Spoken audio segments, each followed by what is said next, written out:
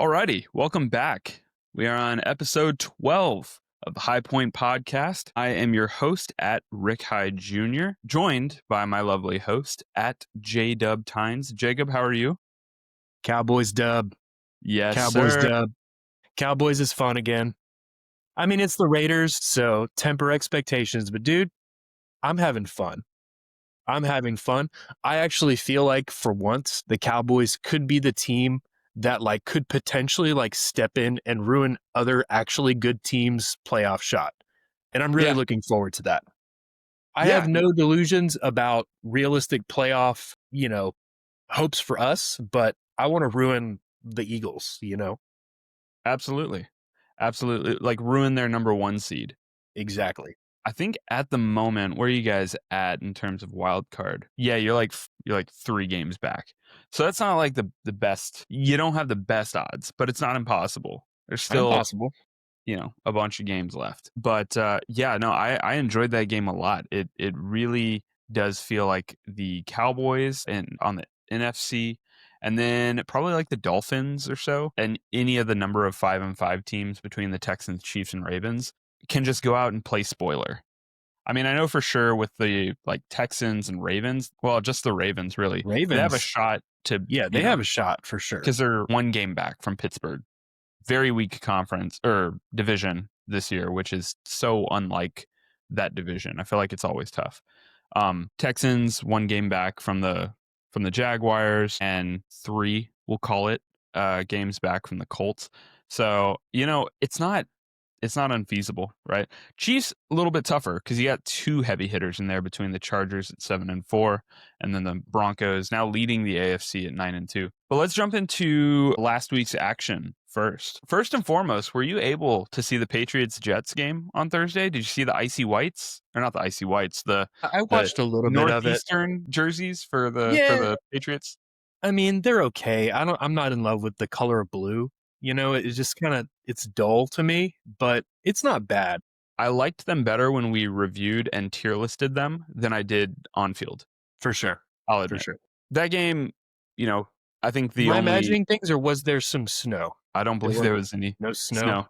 Cold I bet game, they though. would look a lot That's better cool. in snow. Yes. But good game for Henderson. I think now, to me, he has cemented himself as the lead running back. I don't see why they would want to go back to Stevenson at this point or try anybody else. It's Henderson, and it should have been from the beginning of the season. So I don't know about that. I think Henderson kind of needed a little bit of runway to get going, to adjust to game speed, that sort of thing. I will say Vrabel is a smart head coach.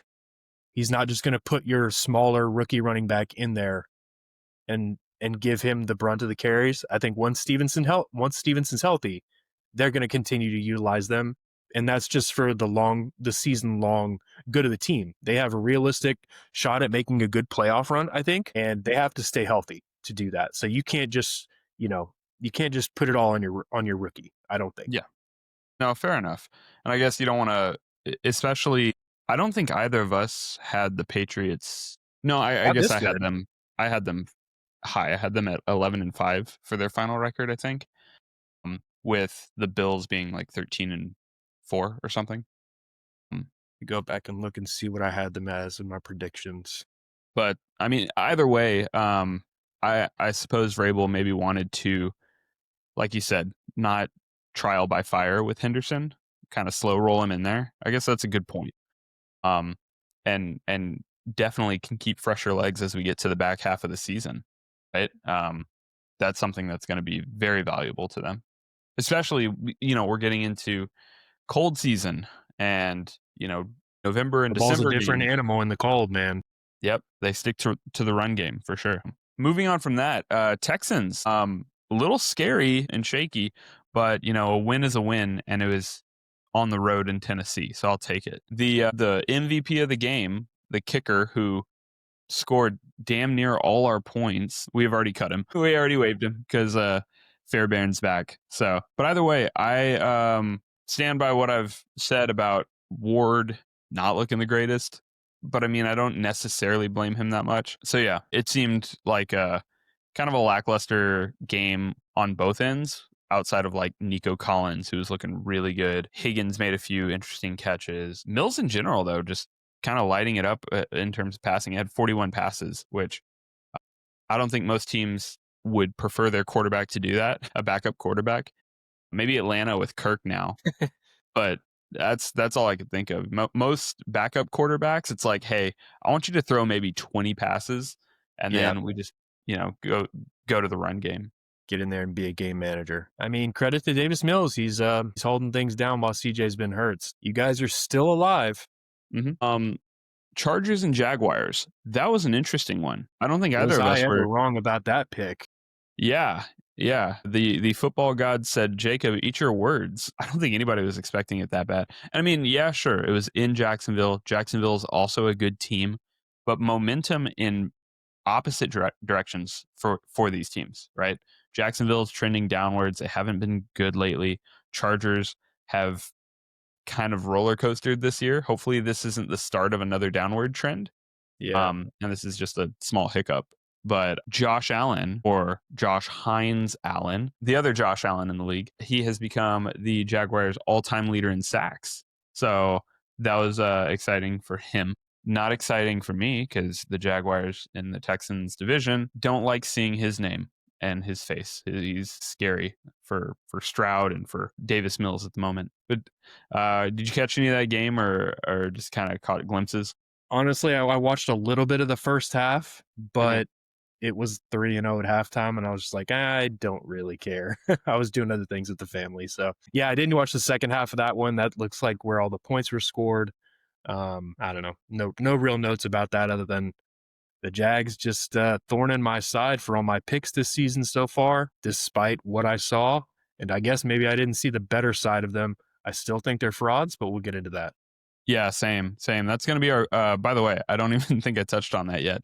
Our main topic for this pod is fact or fraud. We're going to go through each of the remaining teams that are either, division leader, wild card, or still in the hunt. We've taken out some of the ones that aren't really in it anymore. I think we know what they are at this point in the season. But for all the other ones, we see if they are fact or fraud, or if we still need a little bit more time to find out what they are. Bills and Buccaneers. That game was back and forth. I think there was 7 lead changes. Very interesting. But Josh Allen, man, he is dynamite. Throwing 3, running 3. I mean, had an interception that was just disgustingly ridiculous. But outside of that, to me, it's interesting. I think we've talked about this already, at this point in the season. And we talked about it on the last episode of, awards halfway through the season and who deserves what. And I see that game and I'm like, you know what? I get why Allen is constantly in this MVP race every single year is because he has these games every now and then where it's like, hey, nobody else in the league is going to do that. Yeah. Right. So, Except maybe Lamar. Well, Lamar, that's a good point. Has Lamar ever had a 3-run, 3-pass game? I don't know if he has. I don't know. Let me see. I feel like he's had those individually, but not in the same game. Yeah, I don't know. Let's keep going. I'll come back to it in a minute. Yeah.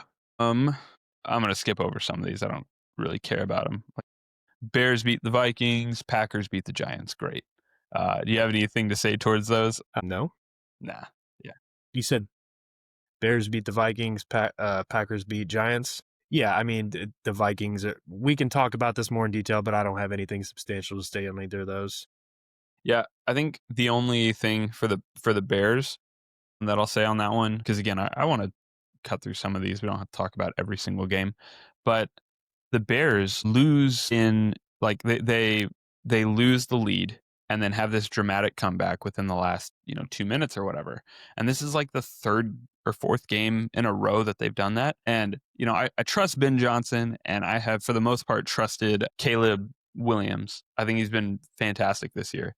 But then I see these games and I'm like, why do they put themselves? It's not sustainable.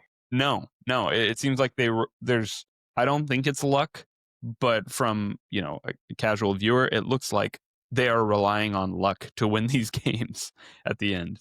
Definitely a little shaky, and I like how they're looking, but that's definitely not sustainable. So hopefully they can start, they get these leads and just maintain them through the game versus this weird situation where they let their opponent play back into the game and then have to go and play heroics at the end, right? Well, it's easier said than done. It is the NFL after all. Yeah. Let's give a second to give our boy Devin Duvernay some props for that 56-yard kickoff return. Yeah. Let's set them up for the game winning field goal. So go Yeah. Longhorn. He did. Hook 'em. Panthers and Falcons. Similar situation in how this one ended, where the Panthers came back and won with I believe a game-winning field goal. Yeah, from Fitzgerald. When in the game did Penix get injured? Did he leave the game at one point? That's a great question. I'm not sure. I know he just had season-ending surgery. Yeah. Third quarter, it says. Third quarter? Yeah. I mean, that doesn't really surprise me. Kirk Cousins is about to take over and lead the offense, and I think ultimately the Falcons can probably say goodbye to their season. I don't think that they had high aspirations, but they really don't have much of a shot. Yeah. Yeah, no, I agree. I think I was talking about it in our group chat earlier today. I don't know if I view Penix as that exciting. Not that I'm not saying he's a bad quarterback. There's somebody in our group chat who very specifically called out how good of a quarterback he is. And I agree. I think You can say it. He likes big Penix. Yeah, he likes big Penix. I think I'm trying to I think pull he's- up exactly what he said because I think it's worth saying here. He Yeah, threw go for it. almost 10,000 yards over 2 seasons at Washington with a 3.5 to 1 TD to interception ratio, which is impressive. Maxwell Award winner, Heisman finalist. He says archetypal modern QB, good arm, mobile but not necessarily a runner, good awareness and field vision. He's got weaknesses like all QBs, but he thinks he could be an NFL QB. Overall, I agree. I think he needs more time to develop, sure. But I think I lean more with our friend than you at the moment. Yeah. Okay, and that's fair. I think I don't know how to put it. You know what? I think it's just simply that he's not flashy. And I guess what I'm expecting is somebody flashy in my quarterback, at least a little bit. Like I see people that Counterpoint. I'm realizing in real You like Dak. I like Dak's Dak. not flashy. Oh man, I disagree. Nothing flashy about Dak. Okay. Not flashy in personality. But I mean, I would say not in play either. really? Maybe closer to his rookie season when he used his legs more. But these days, definitely not. Okay. That's fair enough. But either way, regardless of whatever we say, we're not going to know what Penix is until sometime next season at the earliest. So I'd like one healthy season out of him. Yeah. If that and happened, the Falcons then are one of those teams for me, at least, that I don't have any sort of grudges against them. So it wouldn't bother me at all to see them be good, especially because they haven't been in a while. Sure. I'm realizing as we're talking about it, perhaps the reason that I don't find a lot of value in Penix and don't think he's exciting, maybe I just haven't seen enough Atlanta film. From what I have seen when they have been in prime time, just doesn't excite me as much. That's fair. But either way, Their defense is a top 10 defense, and they're still young, so they'll be even better next year. I think they may be, a playoff team next season. Yeah, We'll see. that would be solid. Seahawks and Rams. That one. That was a bummer. Just couldn't give me the 4-for-4, could you, Jason?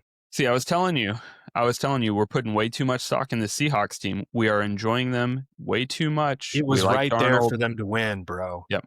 We like Darnold. Right there. We like Smith and Jigba. We like their stable of running backs. We're really happy with them. Of course, they're going to lose when we wanted to see them win the most. Hey, man, both of those defenses are elite. Yeah. Both of them are. The Rams in particular, I mean, the Rams are a Super Bowl contender, I think. If they can stay healthy. Yeah.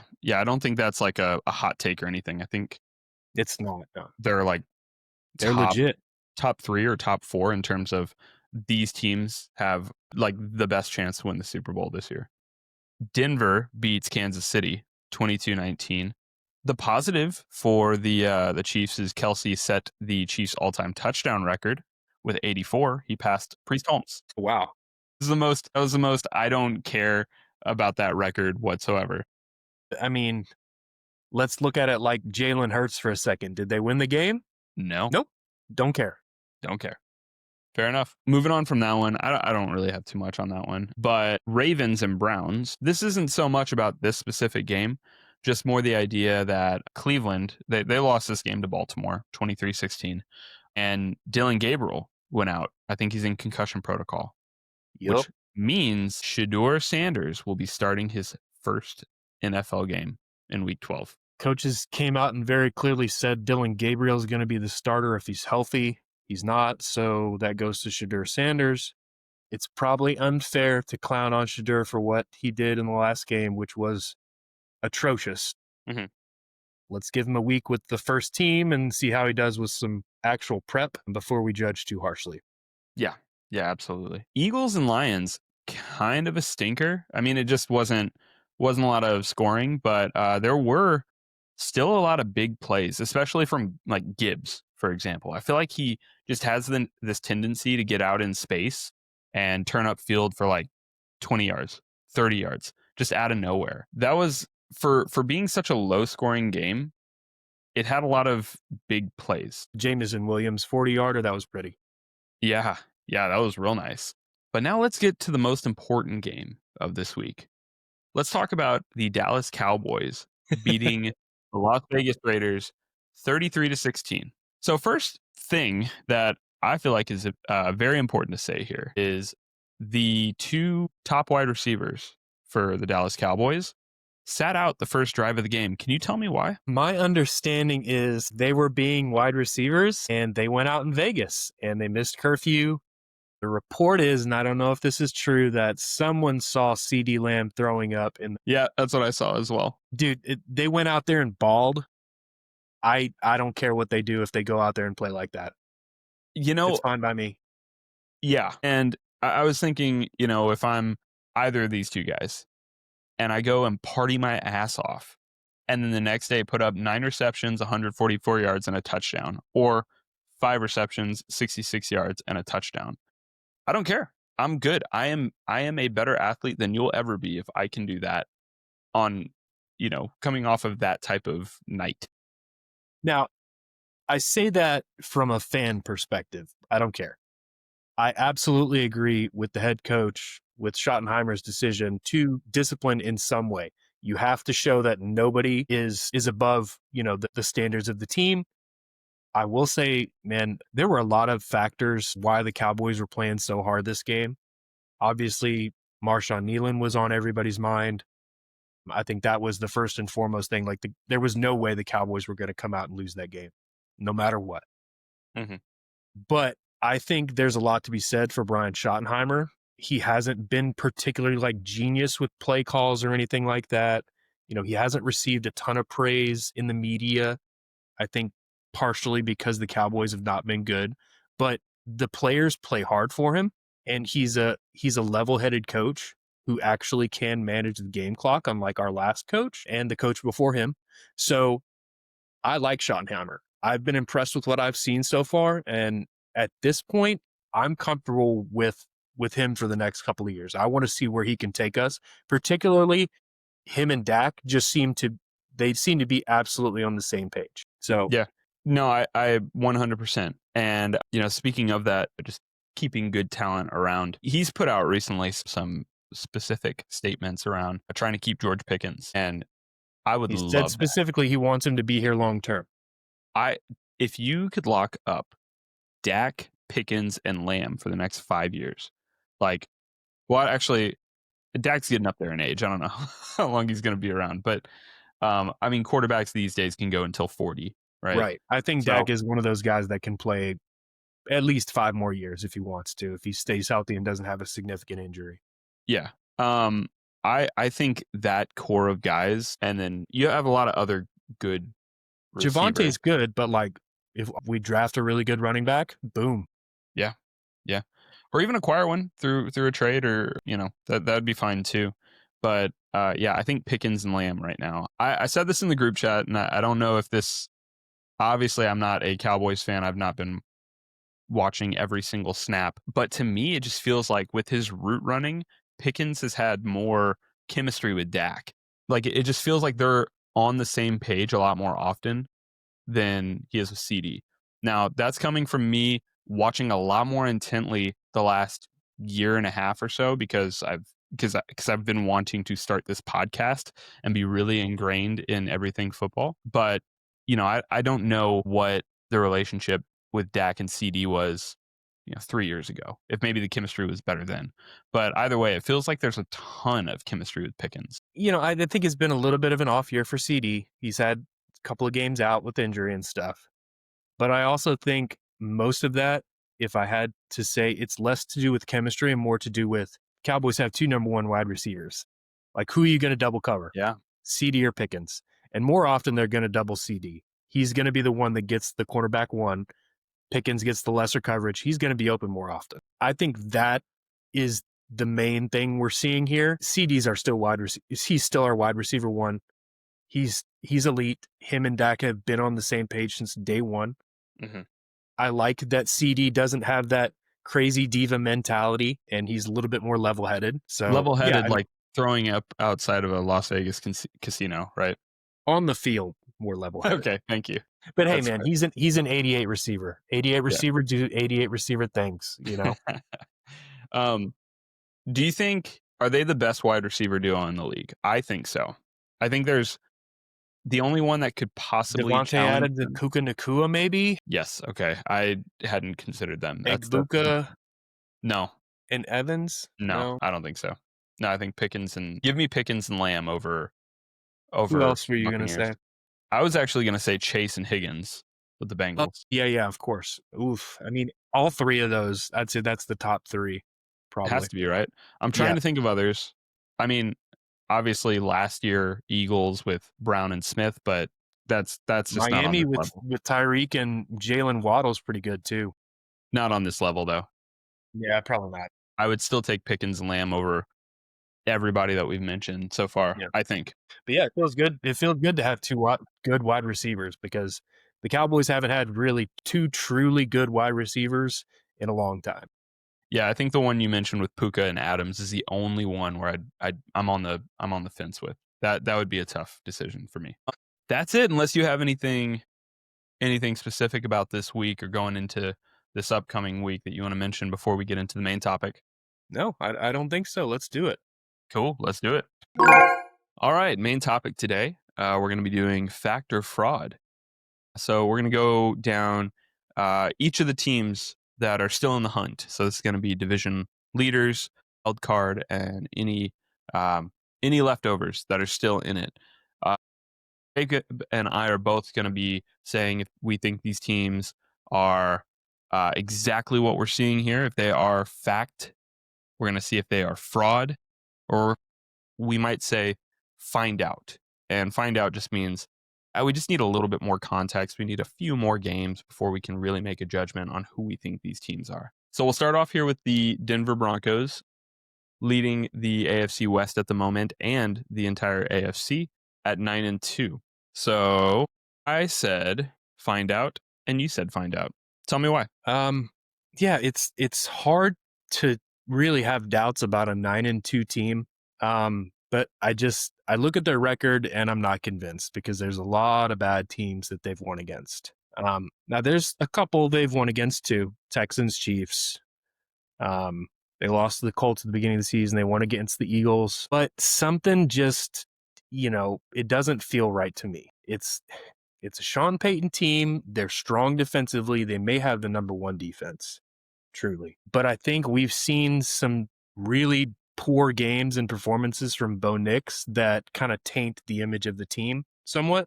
I don't have a concrete reason why, but I feel like this is just one of those teams that's going to get to the quarterback, that's going to get to the playoffs, and they putter out.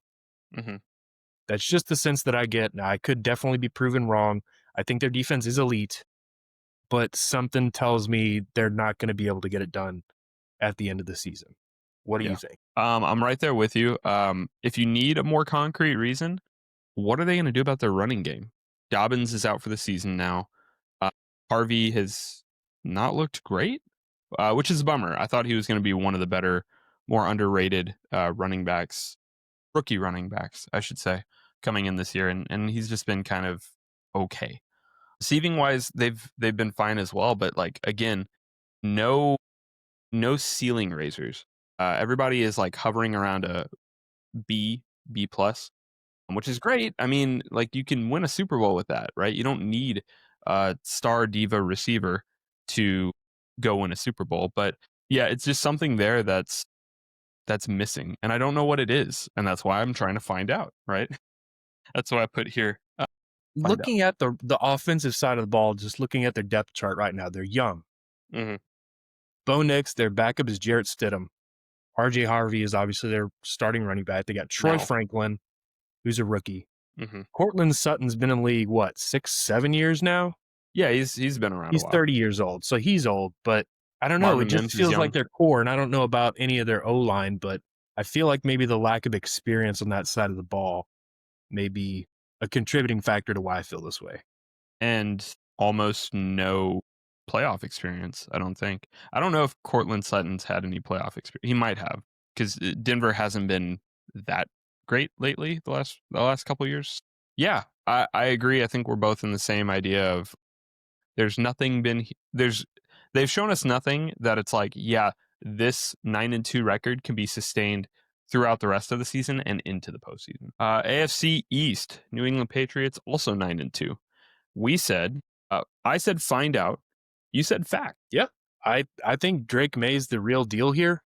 I've mentioned it several times that I'm a strong Mike Vrabel fan. I think he's just an amazing coach. And I think what he's done with the Patriots in one season is just amazing. Coach of the year candidate for me. I mean, they're just a good, solid, well-coached team. I think they're good in all phases of the ball. I don't think they have any particular playmakers similar to the Broncos, right? Like they have Travion Henderson, right? They have Diggs. Yeah, but Diggs is a 30-year-old Diggs coming off an Yeah, ACL tear. You true. know, he's definitely stepped up into that wide receiver one role, but he's not the Diggs of Buffalo. He's not Buffalo. prime Diggs that we've seen. So in that way, I don't think he really has like any one elite weapon, but they win. They're managing to win. They've won against good teams. Let me see here who they've beaten. I don't know if you have their record up. You Yeah. can pull it up. Okay. So what you're about to say is exactly why I put find out. They haven't had a difficult schedule whatsoever. Now, I know that's not a good measuring stick. We've had plenty of Super Bowl champions that have rode the very, very easy wave all the way to the championship, right? You play who's in front of you and you try to beat that team, regardless of who it is, right? And they've been able to do that. They're 9-2. But yeah, a lot of their wins haven't been against prime competition. That's the only reason I have find out here. If they have like one trademark win, I would be like, yeah, sure. They are good to go. I think they have plenty of They beat the Bills in week 5 yeah, the Bills that in have Buffalo. been huh? In Buffalo. In Buffalo. Okay. That's a really good point. That is their best win by a mile, though. The next best win is probably, I don't know, the Bucks 2 weeks ago. Yeah, And the we're Bucks who have talking been 5 this is and the 3-point hampered wins. Bucks. So close games. Yeah. Um but other than that, I mean, I trust this team more than I trust the Broncos for what it's worth. Like I like Drake May more than Bo Nix. I like Stephon Diggs more than Cortland Sutton. I like Henderson better than whoever they decide to line up in the backfield, Agree. right? So, I mean, this one's like find out, but I don't need to find out that much more before I put them in fact. I think the difference for me between the Broncos and the Patriots is the Patriots have gotten better as the season's gone on. I don't think the same can be said of the Broncos. And maybe it's due to injuries, but they kind of have been what they've been since the beginning of the season. They've had a little bit of ups and downs, and the Patriots have been strong. I mean, what's their win streak now? I think it's 8 like eight. games? Eight. Nothing Pretty to damn scoff strong. at. All right. Next up, AFC South, the Indianapolis Colts, who are 8-2, said, "Whoops, I said fact. You also said fact." Yeah, 100%. There has not been. I mean, yes, you have 2 losses, but it really hasn't been a lot of teetering of this team. I feel like they are very grounded in who they are and what they like to do, and where they can beat you, utilizing an MVP level talent at running back with Jonathan Taylor, who somehow is still, to me, like, I feel like nobody's talking about it enough. It's Still underrated. Yeah. underrated given the crazy numbers he's putting up. So, yeah, I think this team can go the distance despite at the beginning of the season, both of us put them at the bottom, right? So Yeah. it's been very surprising. I will say their schedule gets substantially harder starting this Hmm. week. They got Yes, Chiefs, it does. Texans, Jags, Seahawks, Niners, Jags, Texans. Yeah, honestly, There's not a soft defense there. I was gonna say that might be the toughest remaining schedule for sure. Very well could be. You know, we could be looking back at this after a 6-game loss streak and saying, what were we thinking? They were a paper tiger. But I get the sense that this is the real deal. Similar to the Patriots, they're a good, solid coach team on all phases of the ball. I think particularly their offense is much better. So yeah, I think this is a deep playoff type of team. Like I don't get Super Bowl vibes from them, Mhm. but I don't see why not. Yeah, Seeing Daniel Jones in the Super Bowl, like if you had told me that 4 or 5 years ago, I would have laughed at you. But and rightfully so. AFC North division leader right now, the Pittsburgh Steelers. I said find out. You said fraud. yeah, they're a fraud, You think no so? doubt. No doubt. The wins they have had have not been convincing. It feels like they've done just enough to like get their wins. None of them have been convincing to me. They've lost against good teams, including the Seahawks, the Bengals, Packers, Chargers. They did beat the Patriots in week 3, but aside from that, they haven't really had any good wins. Except, well, okay, they beat the Colts. I'll give them that. They beat up Daniel Jones in that one game. The defense is the only thing keeping them alive. Aaron Rodgers is still Aaron Rodgers, but I just the offense seems uninspired to me. That's such a defensive oriented team. They're they're very old school. They're a possession team. They want to control the clock, control field position. Aaron Rodgers is not going to be throwing picks and turnovers. It's kind of boring fundamental football. And it's much more exciting when the Patriots and the Colts are doing it, you know? I don't see the Steelers being a real threat in the playoffs. They may make playoffs. They may make playoffs as a wild card team because I still think the Ravens are going to win this division. But I don't think they really scare anybody. Sure. Well, I put find out, and my reason is maybe a little far fetched. I'm thinking, what if Aaron Rodgers has one more in him? You know, he's one more run, right? Like Yeah, he's on the last legs, and that's why I think because Baltimore all year with their situation on with just staying healthy, um, that's been their problem. the Bengals not being able to stay healthy. Well, specifically one player not being able to be healthy, who is honestly the difference between them having a winning and losing record, which that is MVP worthy in itself. And then the Browns. I just think that if this division, if it lands Pittsburgh, right, I can absolutely see Aaron Rodgers being like, hey, I can clutch up when it's time and, doing really well down the stretch. I don't know for sure, right? He might fizzle out, but I just think if there's anybody that can do it, any of these 40-year-old quarterbacks that can do it, it's going to be Aaron Rodgers. Yeah, I guess so. I haven't really seen anything I'm worried about or impressed with. So. Okay. First wild card up, the Buffalo Bills at 7-3. I said fact, you said fraud. Yup. Tell me. Now that's tough after that impressive Josh performance we just saw, but this is just a really baffling team for me. There's not a whole lot of consistency. And in the same way that the Bengals live or die with their quarterback, I think the same can be said of the Bills here. They lost to the Dolphins the week before their Buccaneers win last week. I mean, they've lost to the Patriots, the Falcons. They won against the Ravens at the beginning of the season. That was Ravens relatively full strength, but outside that, And to be fair, it took them all of the entirety of the game yes, clock to do it because yes. they were down by a lot and led a crazy comeback in week 1. Now that said, their only competition really is New England, who they've lost a game to. Obviously, they're good. They're going to play later in the season. That could be a really big game. But I just don't know that this Bills team has what we've seen in the past couple of seasons from them. And I kind of think if there's one of these teams that has been successful and is going to putter out, it's probably them. I get that sense here. Interesting.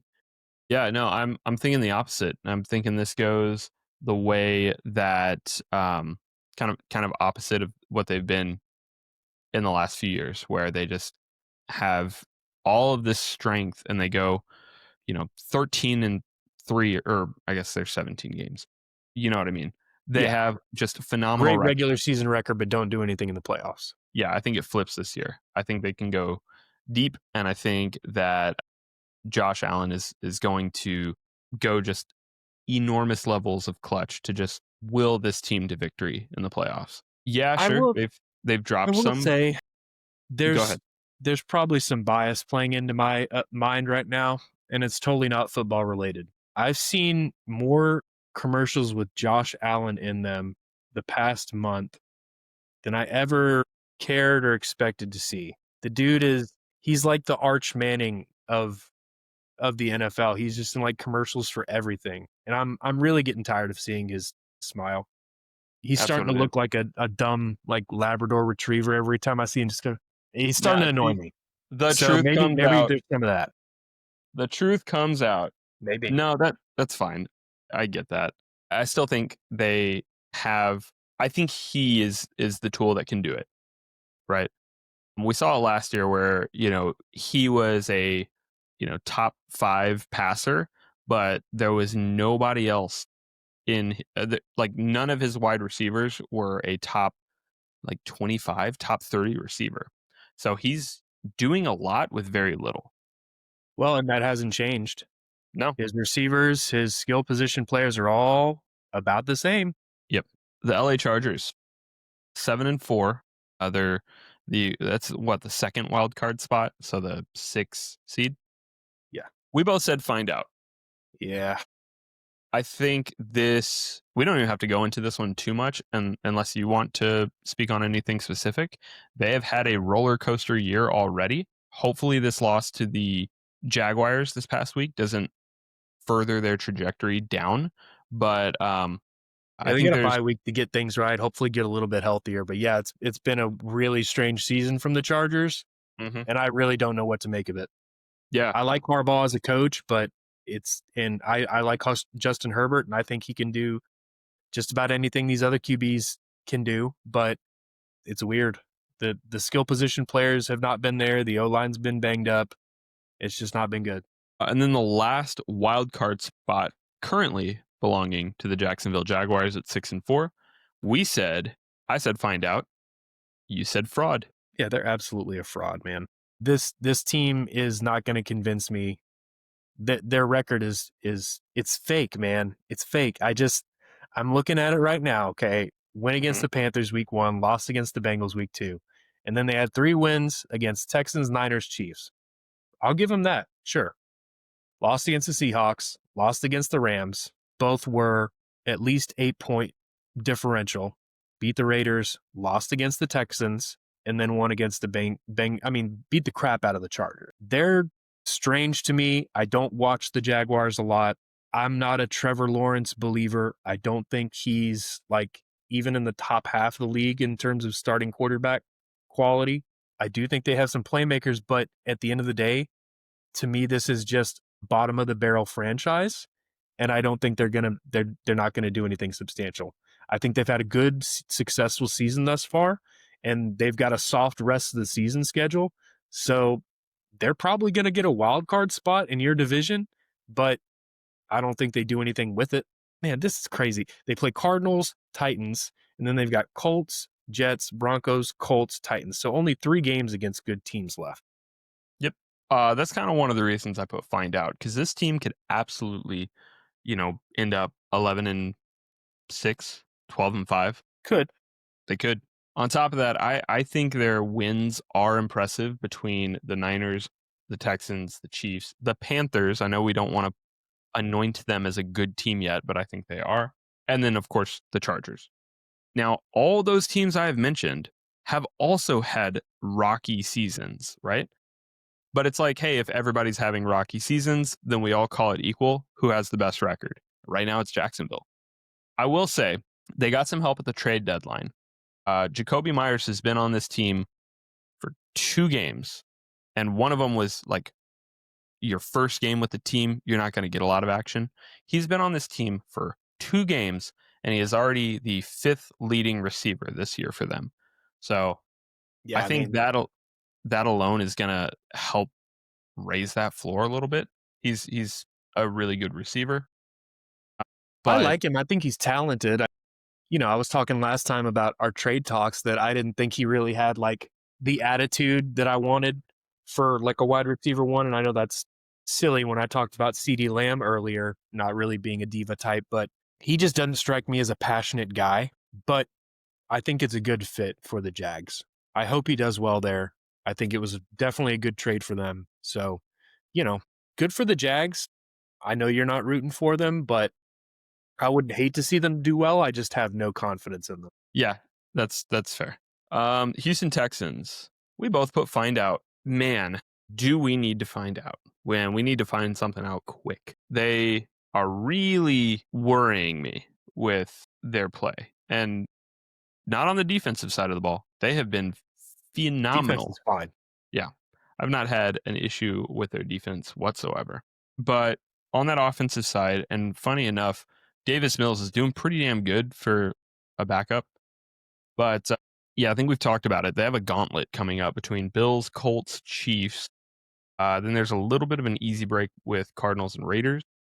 And then we finish with Chargers and Colts. So I think had we lost that game to the Jaguars, where we came back and won, had we lost that, I would say pack it up. The season's over. We're frauds. But You got the tiebreaker. Still so alive. Still alive. yeah. So because of that, I'm like, you know what? There's still something left in the tank for this team. You can really tell the guys like D'Amico Ryans and want to win for him. Absolutely. That in itself makes me think that you can't be a fraud in that situation. So yeah, I think I'm at liking what I see. worst, they're a middle of the pack team with potential. Yeah. Also in the AFC hunt, the Kansas City Chiefs, we both put fact. I know You why can't I doubt this put team, man. fact. Go ahead. You can't doubt this team, man. I mean, it's Andy Exactly. Reid and Patrick Mahomes. At the Yeah. end of the day, they're the real deal, and they're going to make it happen with whatever they have. hmm And I'm gonna be honest with you. I wanted so badly to defer, or I'm sorry, to differ with you on this. I didn't want to put fact. I wanted to put find out because of whatever reason. I wanted to put fraud because they're 5-5. But at the end of the day, I look at who they're lining up, and I look at Patrick Mahomes. I look at Andy Reid. I look at some of their leaders Kelsey, like Travis Kelsey, and I'm like, if it was a 1 game situation and it was like Chiefs or somebody else. over anybody. Exactly. Exactly. As they finish off the season, they end. No, actually it's kind of up and down for them. It's not it's kind of middle of the line. They have Colts, Cowboys. Cowboys on Thanksgiving, by the way. Then it's Texans, Chargers, Titans, Broncos, Raiders. So some very A you know hard schedule, I'd say. It's not Mhm. an easy schedule left. No. Because the Colts are a good team. The Cowboys are not a good team, but they're not an easy team to beat, I would say. No. They could play spoiler. And then Texans. I mean, particularly this next 3 weeks is going to be tough for them. Yeah, I don't know, but I'm never. I think I said it earlier in the season. Right now, they're sitting third in their division. I still have confidence that they're at least going to get that wild card spot. Yeah, fair enough. Baltimore Ravens also in the hunt at 5-5 on a 4 game winning streak, mind you. We put fact. Same situation as before. Just change out Patrick Mahomes and say Lamar Jackson. Yeah, Pretty I much, but think. they do have playmakers. Yeah, no, okay, yeah, fair enough.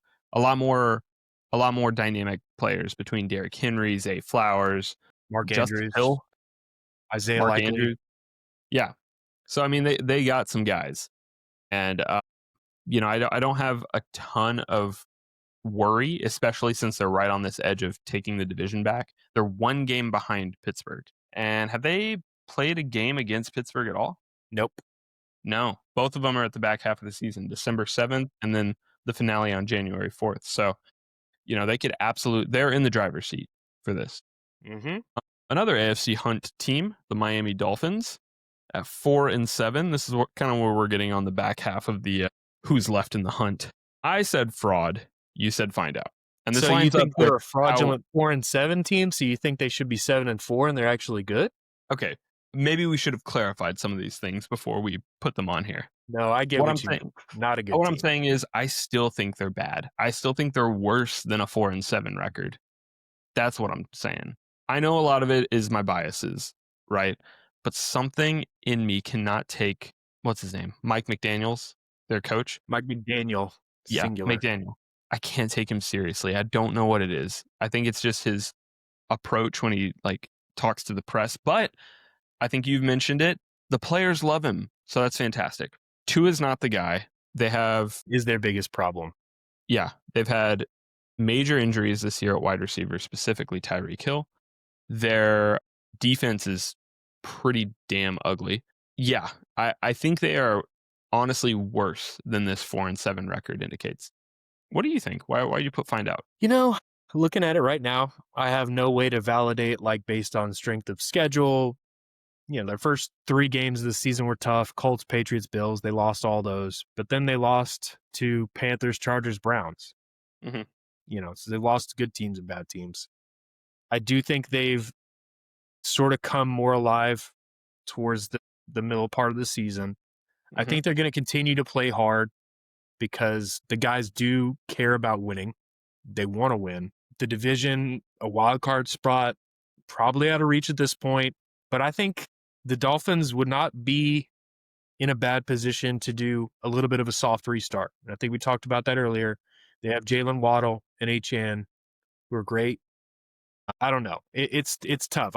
I'm not prepared to say that they're a bad team yet. Okay, At the that's end fair. of the season, if they haven't gotten, let's say, 3 more wins, then I'll say they're bad. So I just realized that they've won 3 of the last 4, with the 3 being Falcons, Bills, and Commanders. Commanders, I don't know. Not good. I guess that's not really a great win. Neither is Falcons. Bills is the only one that's really impressive here, and that kind of came out of nowhere. But they have the chance to do the funniest thing ever because they play Saints, Jets, Steelers, Bengals, Buccaneers, Patriots. Saints, Jets, and Bengals, if we're just going off of what we've seen this year, should probably beat them. Steelers have Bengals will looked. probably have Joe Burrow back, so we'll see. They may be I a don't know if different they team rush at him that back. point in the season.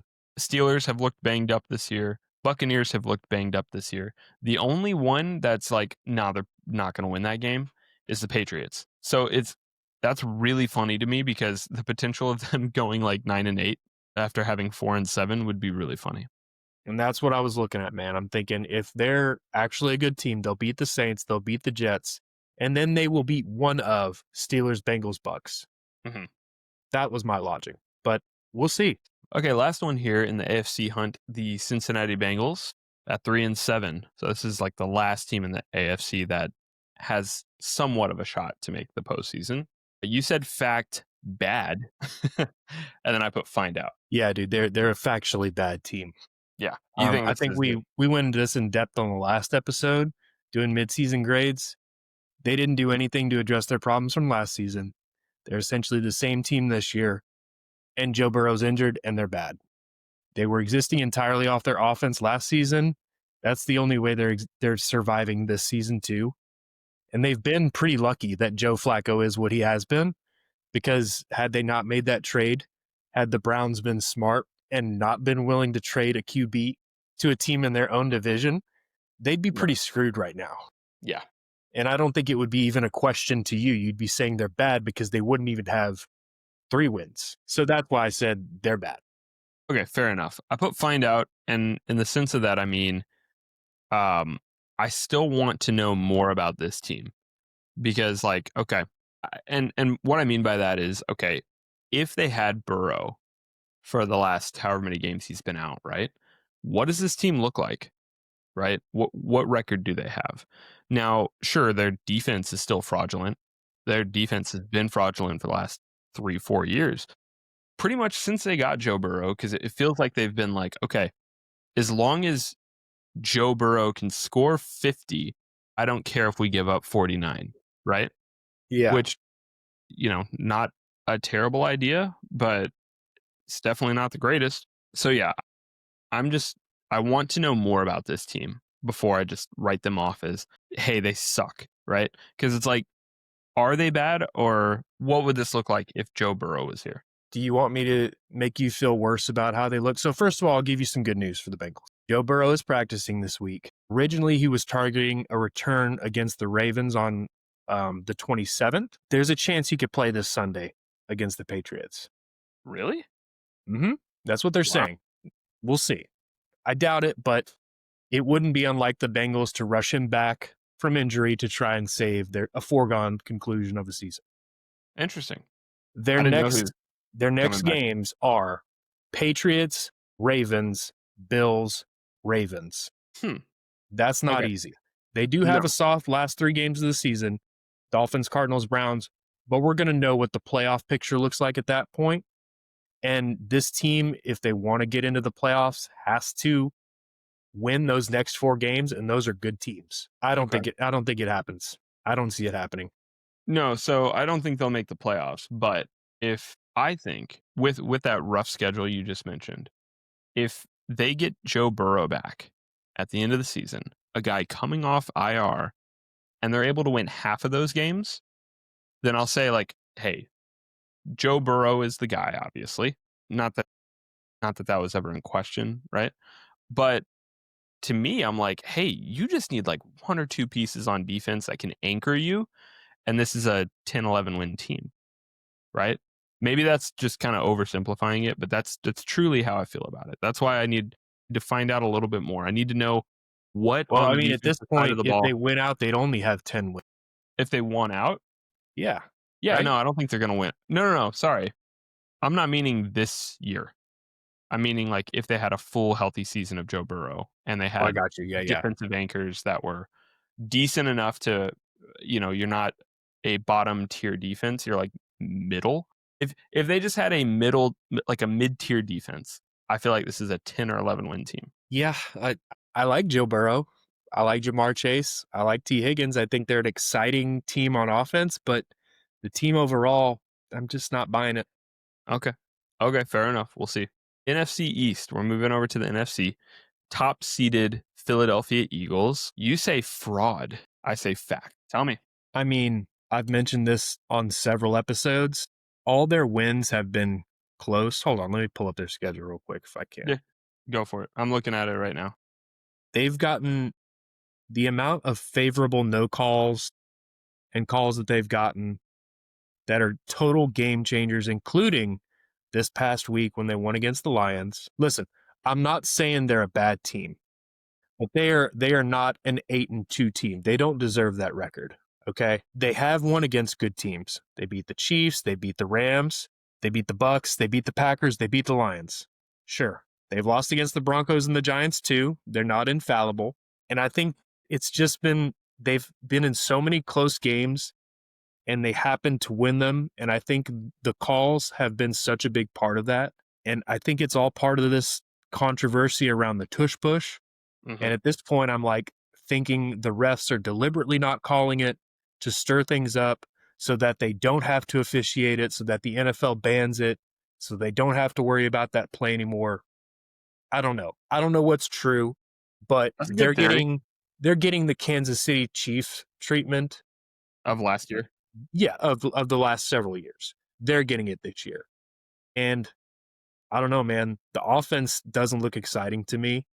I don't think, the way they play is they don't need to be exciting, right? But now you've got this whole wide receiver drama where, let's be honest, Devontae Smith has looked like the better receiver all season, but A.J. Brown throws a little diva hissy fit and starts posting cryptic messages on social media, and suddenly Jalen Hurts is force feeding him the ball.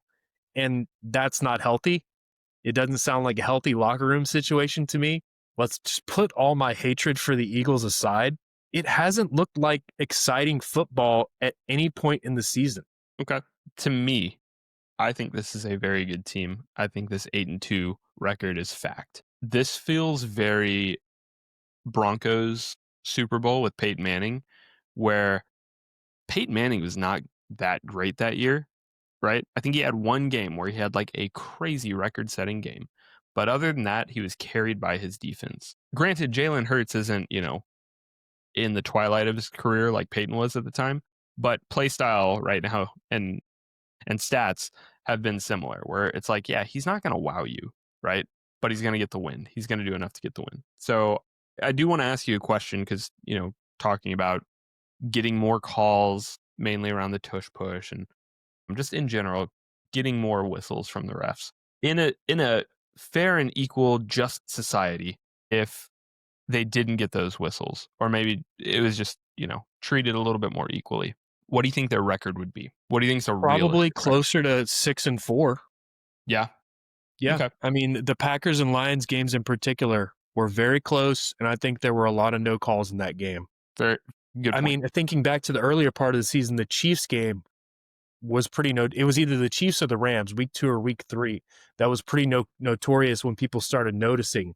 And I started seeing on Reddit, like you would go, you just refresh the our NFL subreddit or whatever, and you see 3 different instances of either a bad no call or something in favor of the Eagles in a single game, in a single series. It's just, maybe in my mind, I'm making that out to be a bigger thing than it is and a more influential thing than it is.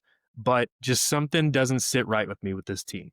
And it's Okay. not based on my hatred for them. And make no mistake, I do hate the Eagles. I hate them. And I want them to fail. I want them to lose every single game. But I know they're talented. They've got a lot of talent on this roster, particularly on the defensive side of the ball. Yeah. Both of those, like the Rams especially, obviously they didn't win because of a specific call. They blocked a field goal, or they blocked, yeah, blocked field Yeah. goal return for a touchdown at the end of the game, which is amazing. So I mean, I think there that's not from a whistle from the ref, right? That was grit and a little bit of luck getting that hand on the ball, running it back. I think this 8-2, I don't think it's fraudulent. I think it's good. I think they're a good team. I would even say like, you know, their loss against the Broncos was close, right? And their loss against the Giants was kind of weird, but that was the I think that was the Scattaboo and um Art coming out game, right? That was, Yeah. That was a lot of the energy. birth of White Boy Summer. Exactly. I do want to point out, you said that Smith has looked like the better wide receiver. It's not even a thing to feel out. It is certifiably true. He has You look at that 49 stat. receptions to AJ Brown's 38, 665 yards to AJ Brown's 457. They have the same amount of touchdowns, but overall, he's been significantly better, and he's only gotten 2 more targets. So that should kind of tell you the utilization that they're getting out of Smith over. And he really, I mean, he hasn't been looked at in the red zone, right? Mm-mm. If they were a more traditional type of offense, Devontae Smith would have 3-4 more touchdowns at least. He's only got 3 on the season. I'm a big Devontae Smith fan, even though I hate that he's on the Eagles. I think he's insanely talented. But yeah, I mean, it's the Eagles. I can't root for him. Fair enough. Well, let's talk about the LA Rams, NFC West leaders at the moment, 8-2. We both think that they're fact. So that's one we can count on. That's one that we can root for. I think we both think that the Rams are a good team and they are Super Bowl favorites at this point. Agree? Top 5 team in the league. They haven't had a bad loss all season. They've been consistent. They fought through some injuries. They have a great core of skill position guys. They're led by an experienced Matt Stafford who's been there, who's won a Super Bowl. Sean McVay, of course, a great coach. Everyone knows that. I don't think you'd struggle to find anybody to disagree with us that the Rams are the real deal, right? Yeah. Yeah. I mean, their losses being on that blocked kick at the Eagles that we just talked about. Their other loss being a 3-point loss to the 49ers. And that was a weird game at SoFi. Overtime, yeah, the overtime The loss. Niners stormed the stadium and all that. It was a strange game. Yeah. So I mean, we always talk about, hey, if a few things would have gone differently, what does this look like? They're an undefeated team. Their 2 losses, even the 2 losses that they have were against good teams. There is nothing fraudulent about this team. Everything is looking really good. And What's more, the second part of their schedule gets a lot easier than the teams they have played. it sure does. Yeah. They got Bucks, Buccaneers. Oh, go ahead. Panthers, Go ahead. Cardinals. Sorry, Bucks, Panthers, Cardinals, Lions, Seahawks, Falcons, Cardinals. So really, you got 3 good teams in there between the Bucks, Lions, Seahawks. Everybody else is pretty easily beatable, I'd say. Yeah, I think so as well. The Rams are also, it's funny. You said, oh, yeah, top 5 team. Who else would you take over the Rams at this moment? I don't have any. I don't think I'd take the Eagles. I wouldn't take anybody in the AFC because I would trust Stafford's Yeah, seniority I think over they're Drake probably May or my Bo top Nix. team right now. They'd have to be, right? Yeah. NFC North. Hey, this is a shocker. You know who's leading the division here?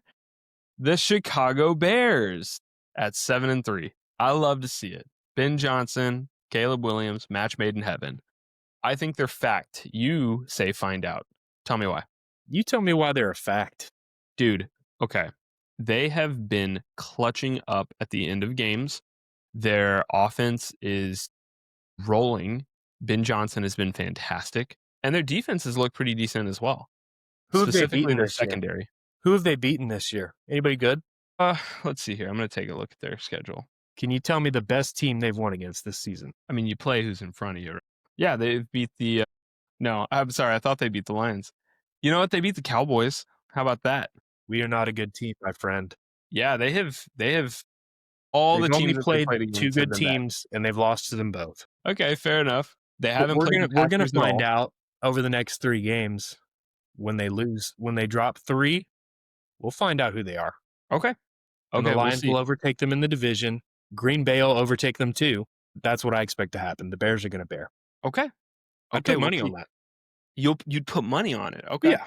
This might be one that we talk about offline. NFC South, the Tampa Bay Buccaneers at 6-4. You said fraud. I said find out. This pains me, man. But they're not a good team. Their wins have been pretty much entirely on Baker Mayfield crunch time performances, and that's not sustainable. I think they've been dealing with injuries this year, and I don't know that that's really going to get better. It just seems like there have been weird injury reports with the Bucks with the whole Bucky Irving situation. Chris Godwin was back for like 1 game and then re-injured himself. Like, it's just been strange. Yeah, that's fair. I don't get like bona fide feelings for this team. They have dropped, looking at their schedule now. I mean, they've lost to the Eagles, Lions, Pats, Bills. The good wins they've had have been Niners and Seahawks. So I don't know. I don't think they're a bad team by any means, but I don't think they're bona fide. I don't think they're a lock for playoffs. I think they're in a bad division. They should win this division because they're in a bad division. But yeah. No, I put find out.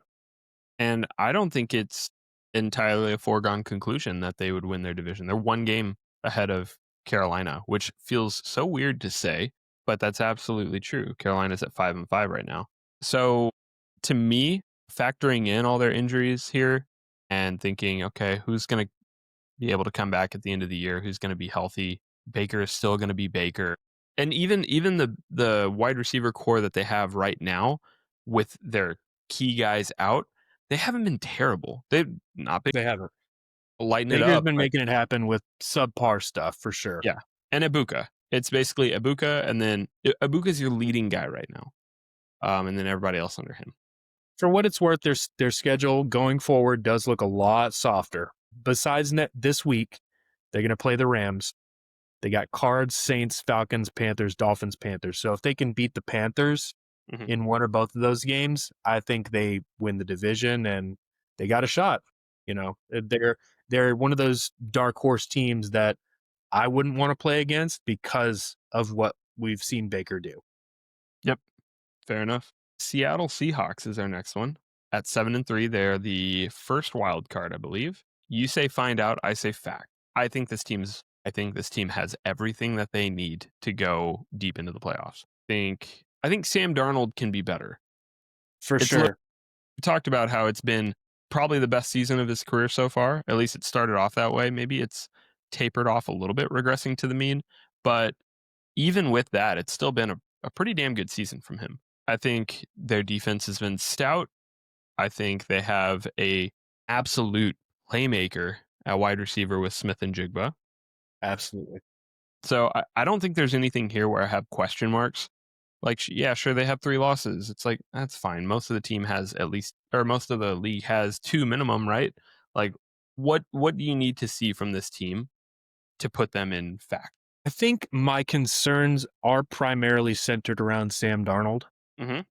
and maybe that's not fair. The 4 interception game against the Rams, as we've said, the Rams are an elite defense. That very well could have been a Super Bowl tier game we were watching. It was so close and they were in a winnable position, so despite that many turnovers, and if you take that game away, he's been great in terms of turnovers all season. So maybe it's just that one bad game that's sort of throwing some recency bias on me. They have beat good teams, Texans, Jaguars, Steelers. They've lost a couple to good teams too. I don't know. I agree with you that they're a good, solid team, but something doesn't feel right, and I'm just not completely sold on Sam Darnold. And I like Sam Darnold. Mhm. I think I need to see some more. Fair enough. Another wild card team that we have here, the Green Bay Packers at 6-3-1. You say fact, I say fraud. I don't know that I really need to make the case. I feel like I've been making it. So I want you to tell me what specifically is wrong with this team, why you don't think they're the real deal. I think this is a similar one that you have to, and I have no reason to dislike Green Bay, which is why it probably makes it even weirder. But I think it's similar to the Philadelphia Eagles with you, where it's just like, I don't know, there's something about them, just something, a bias that I can't get out of my head, which when I'm watching the games, just eye test, right? Not looking at advanced analytics or anything like that. I'm just looking at them, eye test. I'm like, Jordan Love doesn't impress me in terms of like believing that he can go out and win you a game. Their defense has been okay. I just, between dropping to the Browns, dropping the Panthers, which again, Panthers are towing the line whether they're good or bad. And then the weird situation tie with the Cowboys, barely winning against the Giants, the very, very like hampered Giants, barely winning the Cardinals, barely winning the pretty much any of their games that have not been super impressive. So to me, I see this team like, yeah, okay, sure, they're in wild card right now. Maybe things flip with the Chicago Bears and they're in the driver's seat with the NFC North. I think if that is the case, I don't think they make it out of, well, I don't, either way, I don't think they make it past the first round.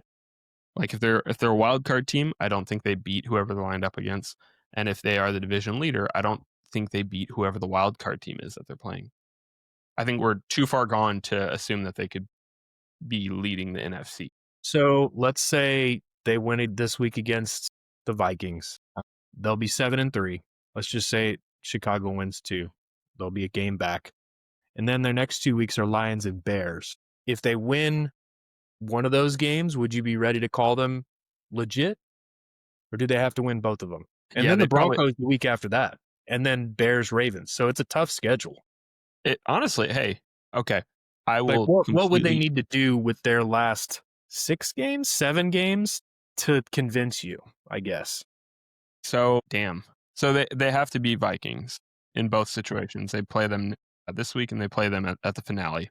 Between the rest of them, they have to win 3 out of those 5. So that would get them to 6, 7, 8, 9, 10. That would get them to 11 wins. I think then I would call them like, okay, I trust it a little bit. I can put them in the situation where I think they're a good team. But with who they're playing, especially, but man, it's all hypothetical until it happens, right? So I guess that's what we're talking about. But like Let's take the average here and we'll say find out. a San Francisco 49ers, another wild card team here. You said fact, I said find out. Yeah, I mean, they've been making it happen with a backup quarterback. Christian McCaffrey's healthy, and when he's healthy, he's a top 5 running back. They've had a lot of injuries this season, but they've been winning. They've had some good wins. Seahawks obviously beat the Rams. We just talked about that. Beat the Falcons. They've had some good losses too, right? Like they've lost against the Jags, Bucks, Texans, Rams, who all have good to very good defenses. The rest of their season schedule should be relatively easy. I think they're going to be competing for the wild card spot with Seattle. This is just such a damn good division. Mhm. And I think we talked about it earlier in the like episode 1, maybe, that we were predicting they were going to be beating up on each other all year. I just, I think they're legit. I think if they can stay healthy, then they'll be just fine. And I think they're a threat to anybody in the playoffs. Yeah. Yeah. I think there has been things that I've seen on the offensive side of the ball with Mac Jones, or I'm sorry, Brock Purdy, now that he's back. And just the whole back and forth between those two whenever Purdy was dealing with his injury, um, that kind of took me out of it for them. However, yeah, McCaffrey, can't really go wrong with that. He's been fantastic. I think the find out part of this is mainly because of the division that they're in and how difficult that is, Yeah. where, just in that they can kind of get knocked out. However, with their next games, I'm willing to say that they're fact after 3 games because their next 3 are Panthers, Browns, Titans. They can win those, they'll be at 10 wins for the season, and then they have Colts, Bears, and Seahawks. Right then it's gut check time, right? Yeah. If you can, finish off strong, like they could, in theory, if they are a good team and if they're as good as we think they could be, they could finish out undefeated, right? They could go 13 They've and got a 4. much easier schedule than the Rams do the rest of the season. So they've got that going for them. Seahawks, it's like a middle of the road type schedule remainder of the season. So the Niners definitely have the benefit of having the easiest rest of the season. We'll see what happens. It'll be a good race to watch. I agree. In the hunt, Detroit Lions, we both said find out. I think especially after last game, we're both kind of in the boat of like, okay, they have been winning the games that they should win, and they're losing the games where it's like, okay, that makes sense. Those teams are better. Outside of the weird one at the beginning of the season with Minnesota. Or no, I'm sorry. They lost to Minnesota coming off their bye, I think, which was even weirder. You got an extra week to prepare and still can't beat them. So there's been some slip ups. I haven't been worried as much on the offensive side of the ball. They've been moving. They've been really good. Of course, right? They've high powered offense, great weapons, but they're just not closing out games. So I think it makes sense why we both put them in find out here. Yeah, I think there's every possibility they come on strong towards the later part of the season and make a big playoff push. Yeah, I'd like to see that. I like the Lions. I think it's just because they've been so bad for so many years that having the last couple of years where they've been good, I'm like, hey, I'll root for this team. Yeah, for sure. NFC too, so it doesn't affect me at all. NFC also in the hunt. Carolina Panthers at 6-5. Like I said, they're I guess I said 5-5 earlier. They're 6-5, so they're a half game back from the Buccaneers. So similar to the AFC North, it's going to be a tight race down the end. So Carolina, you said fraud. I said find out. I And don't I'm know going to how tell you long this. I'm going to expand on this, but Bryce Young is not a good quarterback. No matter how many times he fools you with these games, you watch him play and you realize he is not a good quarterback. I think he's got some good weapons around him, but this team would be so much better if it were anybody else but him leading the ship. That's That's my main gripe with this team. that's interesting that you said that, and I don't agree with you. Okay. I also think that his most recent game, near 450 yards, 3 touchdowns, no interceptions, that moves me. That's not a bad quarterback, right? That's not a quarterback I wouldn't trust. It doesn't make him a great quarterback, don't get me wrong, because I mean, I'm sure that my favorite chaotic neutral, Jameis Winston, has put up a stat line like that before, you know? So that doesn't make him a great quarterback, but I think that raises the floor that he's not a bad quarterback. We can stop saying Bryce Young is a bad quarterback. He is, to me right now, at a C plus B minus. Like, he's serviceable, and he's in his third year. He got drafted the same year as CJ Stroud. Yeah. So Serviceable is a good word. I hate the rhetoric that he's bad, because I don't think he's bad. He's still feeling out his way in the league. He's 3 years in. Maybe I was too harsh. Okay, No, no, no. serviceable Hey, is a better stand on it. word. Stand on it. Stand But on at your the word. same time, let's look at their schedule. The only good team they've beaten has been the Packers 3 weeks ago. Okay. Yep. Every good team they've played, they've lost. Jags, Patriots, Bills, and then they've lost to the Saints and the Cardinals too. Their Listen, wins buddy. are against Falcons, Dolphins, Cowboys, Jets, Falcons, Packers. Only one good team. I think the next couple weeks are going to be a good test because they have really good teams, Niners and Rams. And I think they're going to lose both of those, and we'll be looking at them as just a middle of the pack team, which is what they are. I think if they can win 4 out of their remainder, so because they have Niners, Rams, Saints, yep. Bucks, Seahawks, Bucks. Yeah, if they The can only win easy 4, win there is the Saints. yeah, that's what I'm saying. If they can win 4, I'm willing to put them in fact. I think they are good, and I think they can. I genuinely, I don't think they'll beat the Rams. I think the Buccaneers, both Buccaneer games are achievable. Could be. I think the Saints game is achievable.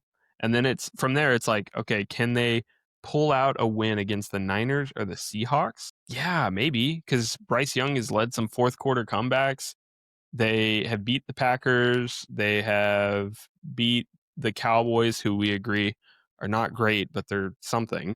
Yeah, man, I can see the vision. I don't think We'll it'll see. come true, but I could see it. Also in the NFC hunt, we have the Dallas Cowboys. We both put find out. Isn't that nice? Look at that. Yeah. That's me I being nice to my team. I think we agree that it's like, hey, this team's offense is just way too exciting to keep them out of any sort of action.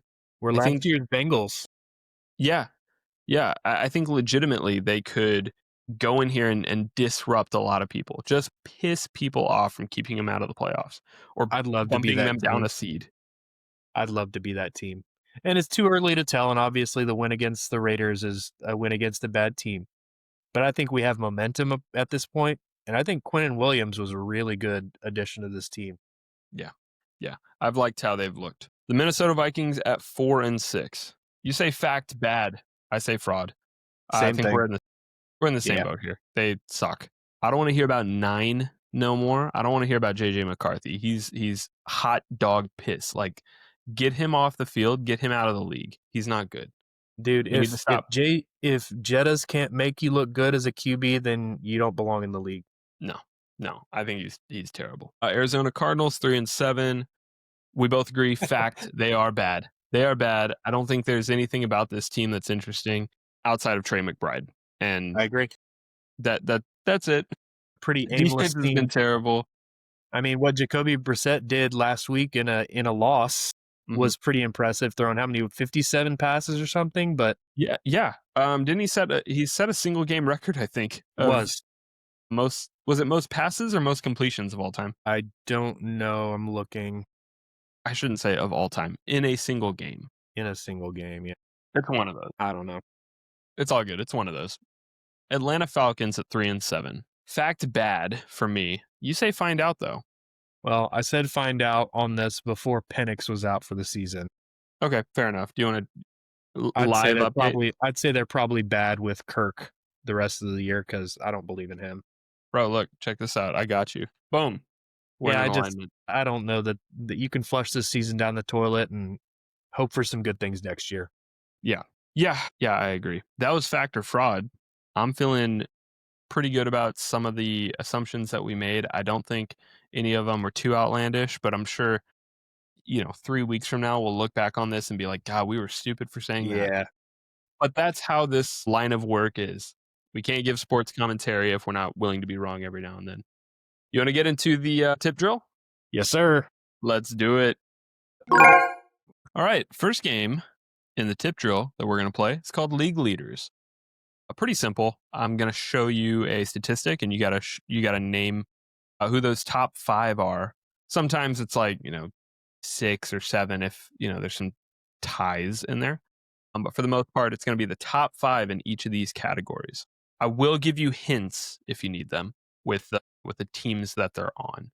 But we'll start off here. Pass yards. Daniel Jones. Yes, he's number 3. Stafford. Stafford is not here. Dak. Dak is number 5. Baker. Baker is not here. I'm totally blanking here. You want to call it there? Yeah. Hint? What else you got? I got All 2 of 5. Yeah, so you had obviously Daniels here and Dak. So Drake May, Justin Herbert, and Pat Mahomes, right?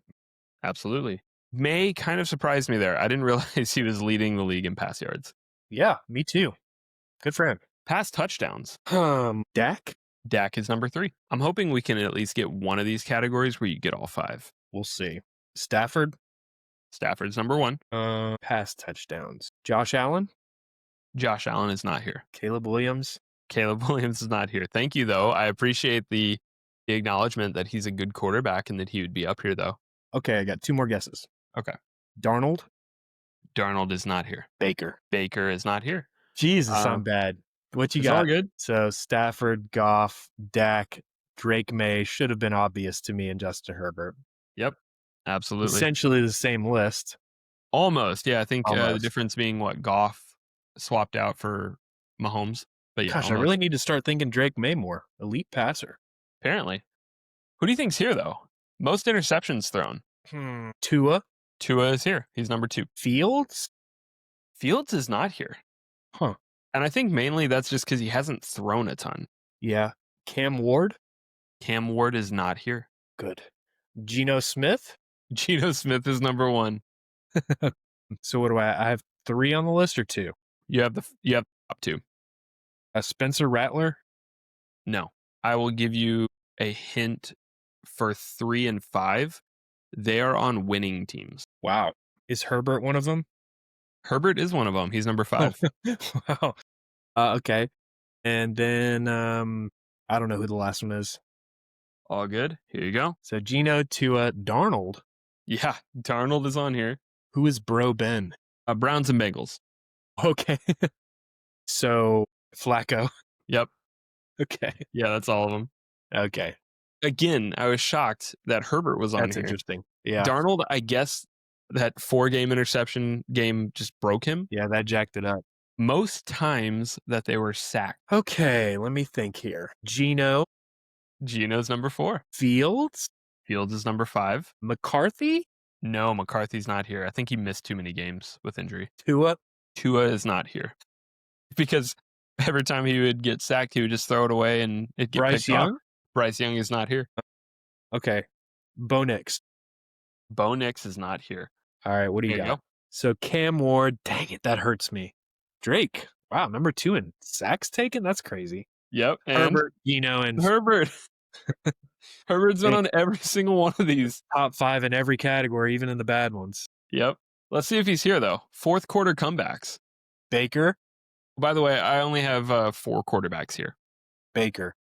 Baker is number 2. Drake May. Drake May is not here, which I would say that's probably because they've been pretty good with their offense enough to where they don't have to do 4th quarter comebacks, Hurts or the Eagles. Hurts is not here. Eagles are not here. Interesting. Okay. Caleb Williams has to be on there, right? Caleb Williams is number 1 here. Yeah. Jones? Daniel Jones? Jones is not here. No, they've been winning pretty convincingly. All right, I got one more guess. Go for it. I'll go with Darnold. Darnold is not here. There we go. All right, so Caleb Williams, Baker, at least I got the top 2. And then Bo Nix, and then Jordan Love. Yeah. I was shocked at the Jordan Love one because I didn't think that he had that many. Receiving yards. Let's get back to some fun ones. Receiving yards is fun. JSN number 1, right? Yes. Is Jamar Chase top 5? He is. He's number 3. Okay. Egbuka? Ekbuka's not here. No? No, he's not here. Wow, that surprises me. You know what else might surprise you? You know who passed him in yardage Who? this past week? Tet. Wow. Yeah. So now he's no longer the highest receiving rookie. Interesting. So I don't know if that changes your Very mind on interesting. rookie of the year, offensive rookie of the year. Not yet. Not for me either. I think it's still Ibuka. I'm looking at lists of teams here. Pickens? Pickens is number 2. So you got the top Okay. 3. Okay. And then is there 2 more here? Yes, there's 2 more. Is it Devontae Adams? No, but it's one of Puka? his teammates, Puka. Okay. Ibuka. He was And number then 4. okay. And this 5th one's giving me trouble. I'm gonna I feel guess Amon-Ra St. Brown. No, and I feel like you're not gonna get it because I feel like we don't talk about him enough in terms of, like, top 10 receivers. What you got? Who is it?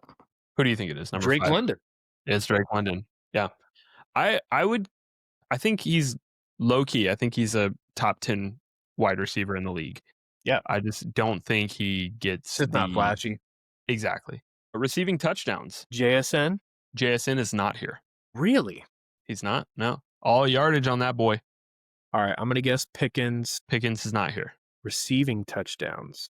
I'll give you a hint here. There is 2 tight ends. Jake Ferguson?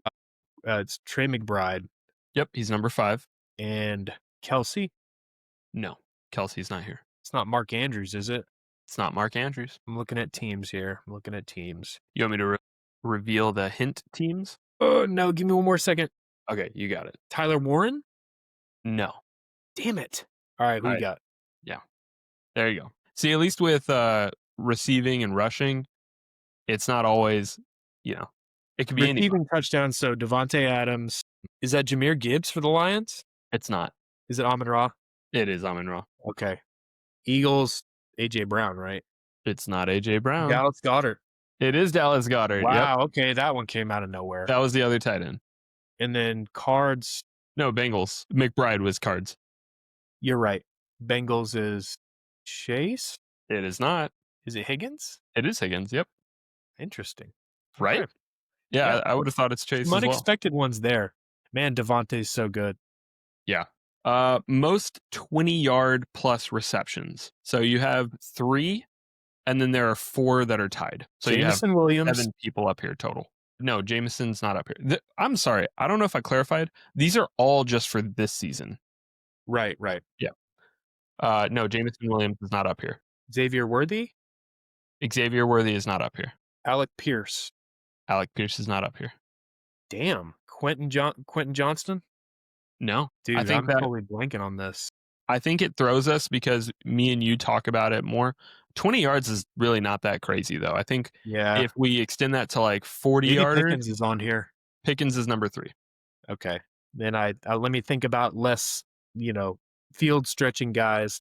I mean, just think of some of the guys you named for Jamar Chase. total receiving yards. Jamar Chase. He's not up here. Just give them to me. Give me the hints. Yeah, so JSN. Yep. Jason's Ibuka, number 1. Ibuka number 2. Pickens, and then you got with the Broncos. I'm gonna guess Troy Franklin. No, Is it Sutton? it is Sutton. And then Drake London. Drake London. Jay Moore for the Bears. No, Is it Odunze? it is Adunze. And then Tet McMillan. And then Tet. Yep. That Shout out to all kind Tet. of makes sense. I don't know why I was blanking on that. Should have got at least 3 of those. I feel like it's just because I'm asking you a lot of questions and it's overloading at a point. Rushing All right, so yards. Jonathan Taylor. Yes, that's number 1. Easy one on that one, huh? Easy one out of the way. Is James Cook on here? James Cook is number 2. Okay. Let James Cook. Is Chase Brown on here? Chase Brown is not He's on more here. of a receiving back, I guess. Let me see. Think. Think about your fantasy teams. Is Saquon on here? No, Saquon's not on here. Gibbs? Gibbs is not on here. Bijan? Bijan is not on here. Think of your fantasy McCaffrey. teams. McCaffrey. McCaffrey is not on here. What? Yeah, he's not He's not? a top rusher. Dude, that's crazy. Well, shoot. Is Derrick Henry on here? Derrick Henry is not on here. Tell me about your fantasy teams. Just hold on. Like, who do I have? Yeah. I mean, I have 3 different teams. Okay.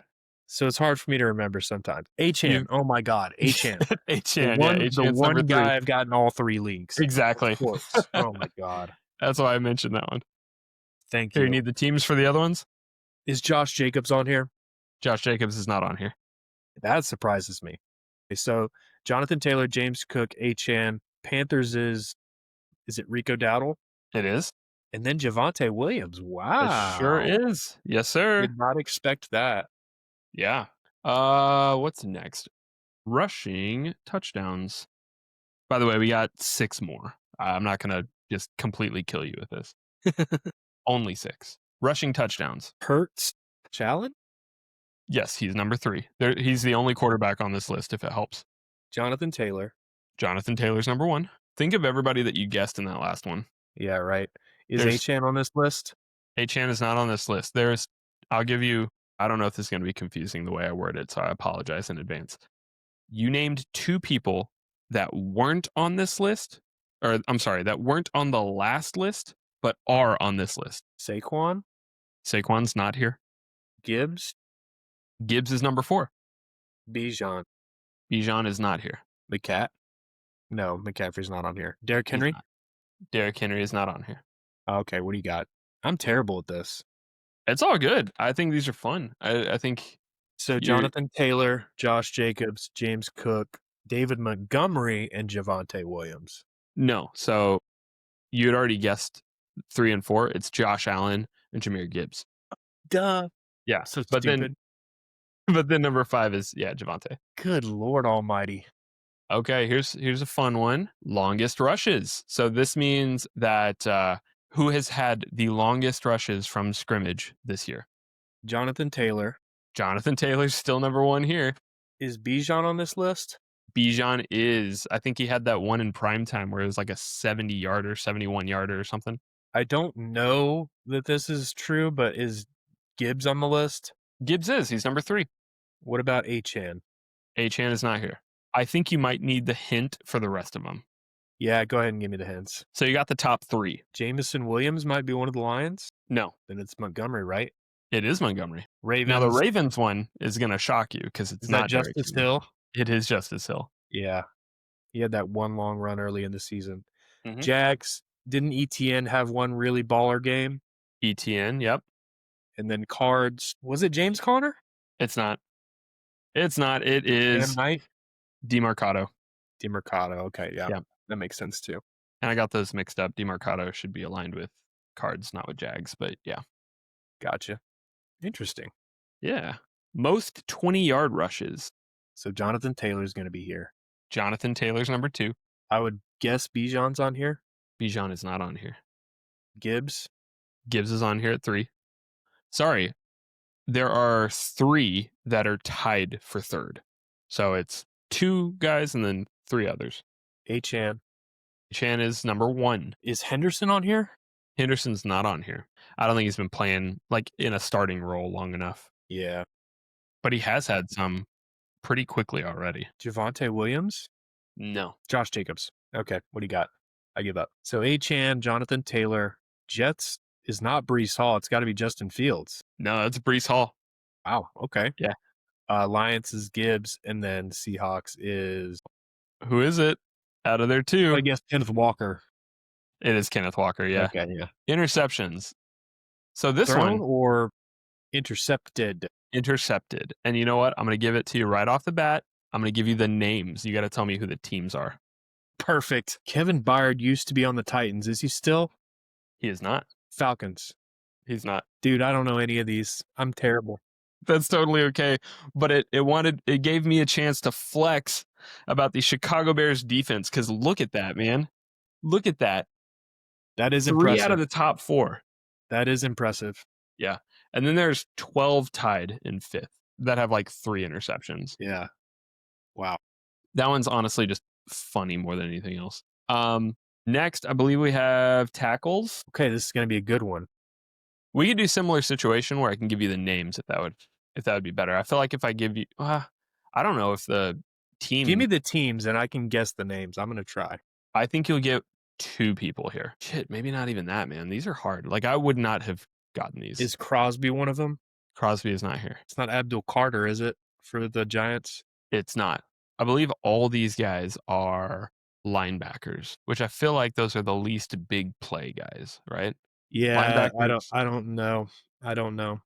The only one I thought you might get here is Bobby Wagner. With the Commanders now. That's crazy. Yeah. I always think of him as a Seahawk. Yep. At least this last one, I know these interceptions and tackles is very difficult, but I think you might get some on sacks. So Myles Garrett. Yes. And there's 6 here. 1, 2, 3, and then 3 that are tied for 4th. So yes, Myles Garrett. Is Micah on this list? Micah is not on this list. Is Jihad Ward on this list? Jihad Ward is not on this list. I'm going to give you teams, all right? Before it. So Garrett for the Giants. I'm trying to think. Is it Dexter Lawrence? It's not. I don't know who the Broncos is. Rams. Is it? It's a white dude. Can't remember his name though, right? I don't know. I don't know if he's white. I'm going to be honest. Yeah, I don't know these, man. I really need to brush up on my defensive side of the ball. Is the Cardinals Calais Campbell? No, it's not. Okay, who is it? Dude, I'm right there with you. I was looking at these and I'm like, I don't pay enough attention on the defensive Clearly side. not. Yeah. So Myles Garrett. Then we got Burns with the Giants. Nick Bonito with the Broncos. I've heard his name a lot this year, actually. Yeah. Young My with the boy Rams. Daniil Hunter. Yeah, Daniil Hunter. I saw that he was on there. And then Sweat. Montez I Sweat. can't remember his first name. Montez? No. I think it just said like TJ or something. Montez Sweat plays for the Bears. Josh Sweat. Josh Sweat. Okay, yeah, you're right. Yes, sir. Yeah. Interesting. Good League game, leader. man. I really need to brush up on my ball knowledge because I clearly don't know. I mean, I feel like that's why we do this, right? That's why we do this game because we gotta know our stuff as well. The more you know. The more you know. Dun, dun, dun, dun. All right. Okay. Next game in the tip drill, we're gonna do a draft of players that start with the letter A. So this is their first name, by the way. Just as usual, quarterback, running back, 2 wide receivers, defensive line, linebacker, and a defensive back. I believe you went first on the last one, so I get the first pick here. And in that, I'm going to take running back, Adrian Peterson. That is an excellent choice. Probably the best running back off the board by a country mile, if I had to guess. Like I who agree. else is even close? Yeah, I'm just gonna have to save a running back for later and go with Aaron Rodgers. Very good. I think that's a similar sort of conversation there. There's only one other QB I can think of with the name starts at A right off the top of my head, and that he's a backup at best. No, fair enough. Fair enough. I'm going to take a wide receiver off the board. And normally there would be some other ones that I picked before this guy, but I'm doing it because he's a Texan. I'm going to take Mr. Andre Johnson. That's a great choice. Love Andre Johnson. He was the quintessential like wide receiver that was reliable, that wasn't a diva. Is like him and Calvin Johnson, right? For sure. Those are the guys where it's like you don't have to worry about them throwing up outside of a casino. I want you to get all the good wide receivers that start with an A, and there are several. Mhm. So I'm going to go with Hall of Famer Andre Reed. Andre Reed, nice pick. Very, very solid. I think I want to get my defensive back, and I'm gonna say Adam Jones. Man, that's a good pick. Is he the one you had? No, he's not. Yeah, I think there's quite a few other guys there. There's only one that I can think of, but he's an asshole, and I don't really want to put him on my team. But he's really good. I'll just save that one for later. Let me think here for a second. Okay, I've got a good running back that starts with an A. This might be a deep cut for you, but I loved watching him as a kid. Green Bay Packers running back, all-time yardage for the Packers. Amon Green. 100%. And if I remember correctly, he has like 1 year where he played for the Texans. Really? Yeah, I think so. Like at the end of his career. Interesting. I did not know Yeah, it wasn't that. great there, but yeah, Amon Green. He was on my list as well. Very good pick. Thank you. I'm gonna go ahead and get my linebacker, and I think I'm gonna take AJ Hawk. Educate me on AJ Hawk, please. Green Bay Packer linebacker. Yeah, not familiar with him. Is he current player or No. He played like early 2000s. Okay. Not a lot of A guys here on linebacker. I'm gonna go D line. Okay, go for it. Aaron Donald. Yep. That's the right pick there. So I got linebacker, defensive back, wide receiver. I'll go ahead and take my quarterback now. Now here's my question. Do I take the better talent or do I take the better career? So my thoughts here are Andrew Luck. I think he's the better talent, or Andy Dalton. And that was the guy I was thinking of. And that's a really tough decision. I think I'm gonna go Luck. I think I'd rather have Andrew Luck. It looks better on paper for sure. All things created equal, like we don't factor in the fact that he retired early. I think I would much rather have Andrew Luck on my team. I agree. I agree. Okay, what do I got? You have Receiver, wide linebacker, receiver. defensive back. Yep, there you go. Man, I'm kind of blanking on my linebacker at the moment, and I'm being too choosy on my wide receiver. So Mhm. I'm going to go ahead and pick the asshole I had in mind, which Okay. is Aqib Talib. Aqib Talib. Yep. Surely he was on your list. Yes, you said asshole, and I knew exactly who you were talking about. That's funny. Um, I'll. I don't have anybody else here, so I'm just gonna go. I'm just gonna take him. Alden Smith. A lot of assholes that start with the letter Yep. A. Yep. Not great. Yeah. Yeah. He may have to edit out some of this filler here because I'm really struggling to find a linebacker that I like. Can I give you one? What do you got? Anthony Barr. Ooh, that's a good one. Minnesota Vikings. That's a good one. Yep. And he also had 1 year with the Texans as well, I believe. Okay, I like it. Now we're down to wide receiver. Now there's a couple guys here. Yeah, this is where it gets interesting. I feel like the theme of this has been assholes. I We know have who you're Pac-Man going for Jones. right We now. have. I'm not gonna take him. You can take him if you want. No, I'm not do gonna it. take him. Do it. You won't. Take No. the murderer. Okay, so I'm not gonna take him because I have a guy who I would trust better. I'm gonna take Anquan Bolden. Of course you are. Of Yeah. course you are. Look at my wide receivers, man. They're not gonna give you any problems. Like they are not gonna make a fuss in the media whatsoever. That's true. Mhm. You Okay. can take the I have a murderer. plethora of choices here. All right. And since you can't pick anymore, I'm going to walk through them. Obviously, Antonio Brown was the guy we were talking about, but I'm not going to Yes. pick him. I've got one too many assholes on my team. I'm not going to put Antonio Brown and Aqib Talib on the same team. Aaron That Rodgers would not put up with that. no, Amon Green would not put up with that. Andre Reed would not put up with that. So I'm keeping him off the list. I'm strongly considering Antonio Gates. that's a good choice. Top Antonio Gates. 50 all-time reception yards, Hall of Famer. Alternatively, there's AJ Green. Yes. Good, solid career. There's also Amari Cooper, which I have a soft spot for as a Dallas fan, obviously. Those were the other two on my list was AJ Green and Amari Cooper. Can't think of anybody else. And I'm kind of looking through the list here. There's Adam Thielen, current players Amon-Ra St. Brown, of course. Hmm. AJ Brown. Yeah, I don't think I would take Amon-Ra or AJ over any of the guys we've mentioned so far, for what it's worth. Probably not. So I think I'm going to go with what I feel is the safest pick here Mhm. and go with AJ Green. I agree. I think AJ Green is the best pick out of the ones that were left. So I'll go through some of the leftovers and then we'll go through our actual who our picks were. So we talked about Andy Dalton, Alex Smith, also on here. Yeah. Yeah. I feel like he's an underrated guy. Like nobody talks about Alex Smith anymore. But there was a few years where he was He was a at top least five very quarterback. good. Yeah. Yeah. Running back, we took Adrian Peterson and Amon Green, Aaron Jones, and Of Arian course. Foster. Beast.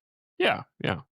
Wide receivers, we talked about already. AJ Green, Antonio Brown, Amari Cooper, Antonio Gates. For D line, we took the top two here with Aaron Donald and Alden Smith. I also had Antonio Smith, but I wasn't as familiar with his game compared to Alden Smith, so I Not took either. Alden. Linebackers, those are the only two I had, by the way. AJ Hawk and And Anthony Barr. Anthony Barr. Defensive backs, I had quite a bit here. So Adam Pac-Man Jones is who I took. You took Aqib Talib. There's also Antoine Bethea. I think he's the one that we both Yeah, passed up. That that's a good one. probably should have been our pick. Antonio Cromartie. He got like Antrell 12 Roll. kids. What's that? He's got like 12 kids, Does he really? doesn't he? Is that the other Cromartie or is that him? Like a Dominic Rogers Cromartie. Yeah. It could be. I don't I don't know. I don't even know. It's probably an easy Google search. Are they related? No, I don't think so. I think Cromartie is just such a They're unique cousins. last They're name. cousins. Okay. So He has 14 kids. It is Antonio Cromartie. He has 14 known children, according to the Wikipedia article. the fact that you said known children makes me I mean, so it literally says in the Wikipedia. that's wild. That's Yeah, wild. I'm struggling with one. Like dude, me too. he's a handful. Me too, man. Me too. Antrell Roll. That's a good one. Good name. Obviously, you took Aqib Talib. Asante Samuel. Man, there were a lot of better ones I should have picked over Akib. Yeah. Yeah. I mean, honestly, we could run this back with an all asshole team.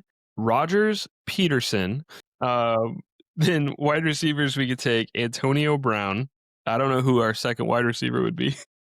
I'm sure we could find another one in there. Yeah. DL Alden Smith. DB, we can take Aqib Talib or Pac-Man Jones. Alden Smith had a little bit of a resurgence with his Cowboys career, so let's give him some credit there. He was pretty bad with the Raiders and not in a good place, but Niners. who's was it Niners? Oh yeah, Yeah. Niners. Yeah, Niners right. and then Seahawks as well. The Seahawks might have been after Cowboys though. Yeah, either way. My draft, I have Andrew Luck at quarterback, Adrian Peterson at running back, Andre Johnson at wide receiver, Anquan Bolden at wide receiver, Alden Smith at defensive lineman, AJ Hawk at linebacker, and Pac-Man Jones at defensive back. Who do you have, Jacob?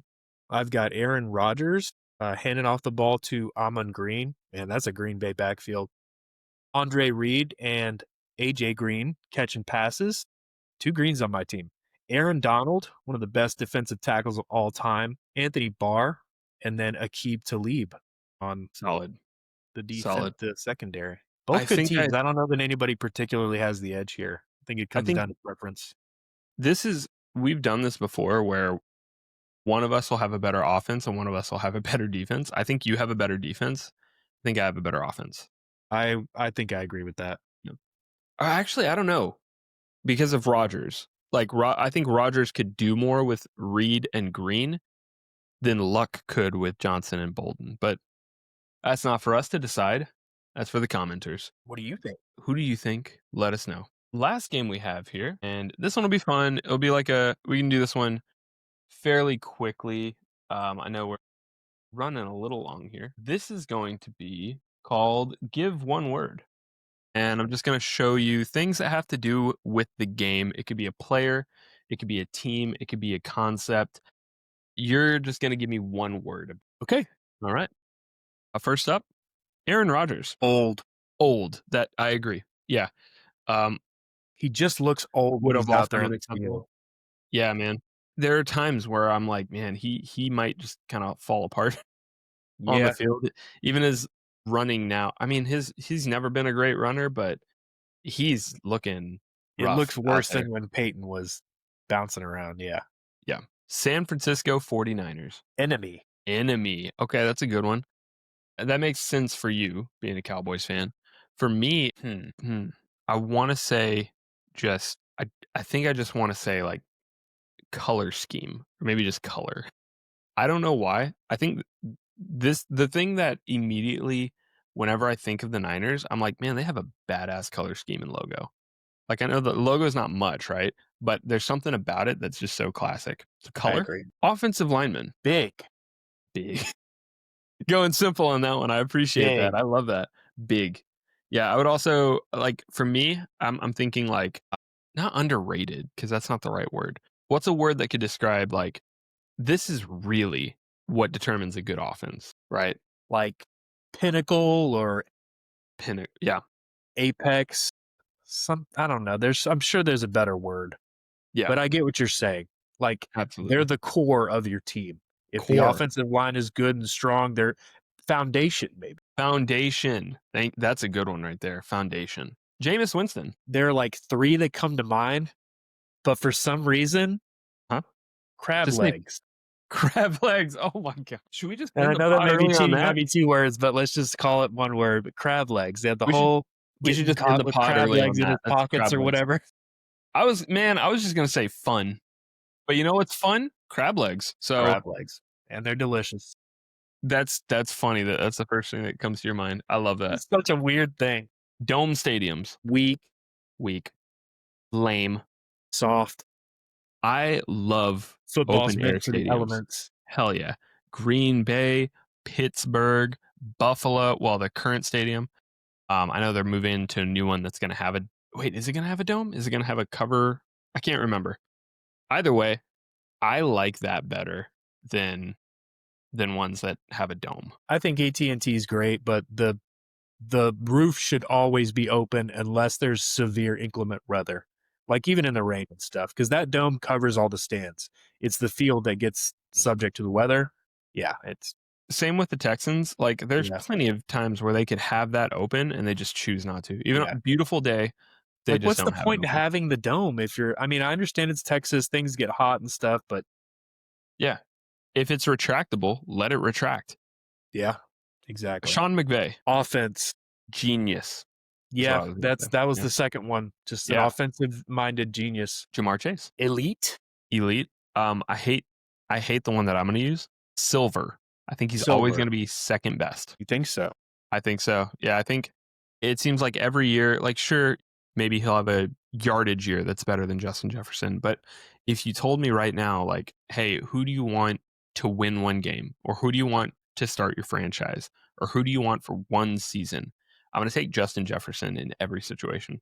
I'd I agree think with he's more that right reliable. now, but Jamar Chase still has the potential to overtake him for sure, I especially just, given the quarterback situation.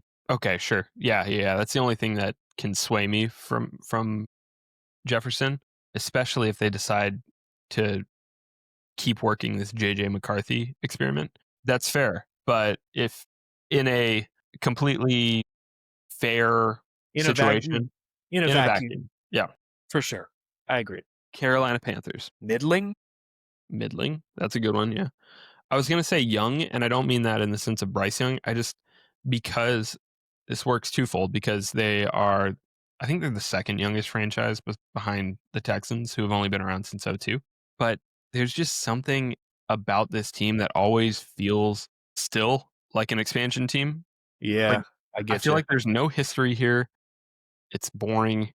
There's nothing I can name about Carolina where I'm like, they do this better than anybody else, right? If you told me Cowboys, there's always like Jerry, right? That is Jerry, and the whole family and the whole allure of the Dallas Cowboys is so unique to Dallas. When I think of the Panthers, I think of the players that are no longer playing there. The Luke Kuechly, Greg Olson, Christian McCaffrey. McCaffrey, Cam Newton. Those are the guys you think about. Shaq Barrett. They're not playing there anymore. No, So, I agree. There's yeah. so many other teams that have a history and story and interest to them. And I feel like Carolina is one of those teams where I'm like, they could just be completely wiped off the face of the NFL right now. And like, if I just didn't even know they existed, I wouldn't I wouldn't feel like I'm missing anything. I'm That's with you. probably one of the more harshest things that I've ever said about I mean, they the can't team. even pick a state. Yeah. So, Chris Collinsworth. Bane, like Elaborate, please. the bane of my existence. I hate this guy with a burning passion. I Wow. can't stand to hear him.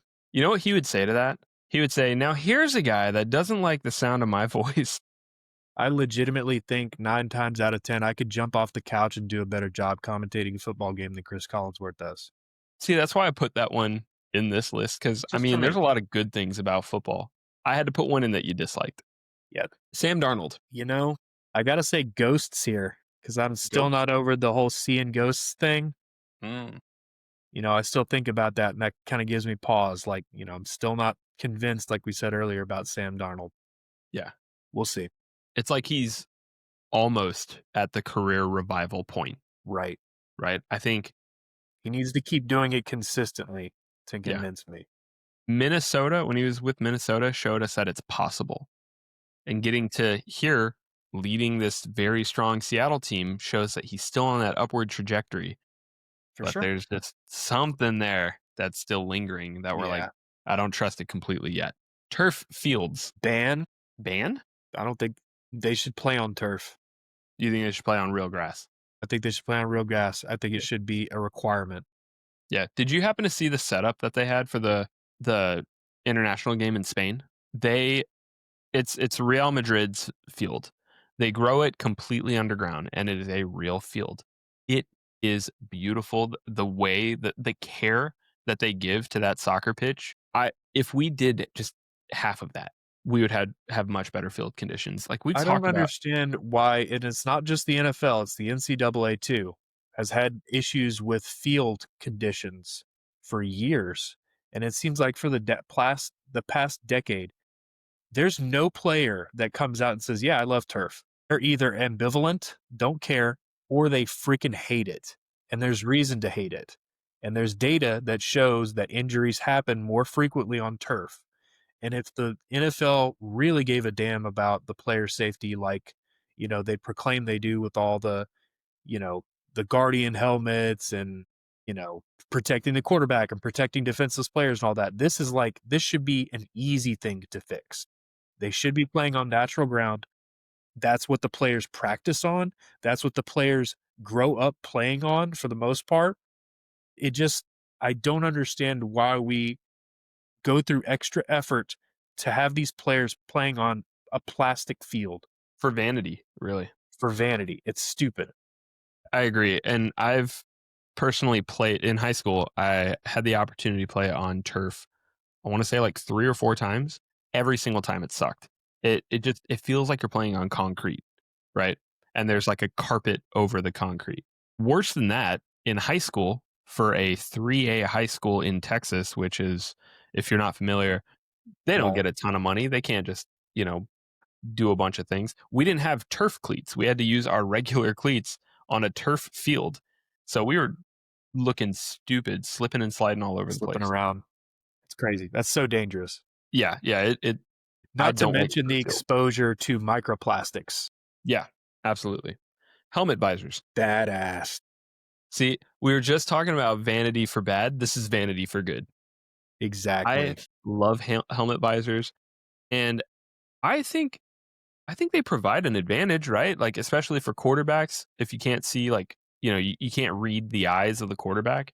Is there any quarterback that uses a visor? Yes, but you're not gonna like the answer because it's people like Kyler Murray, Justin Fields, Bryce Young, all the ones that you don't like. Yeah, they use visors.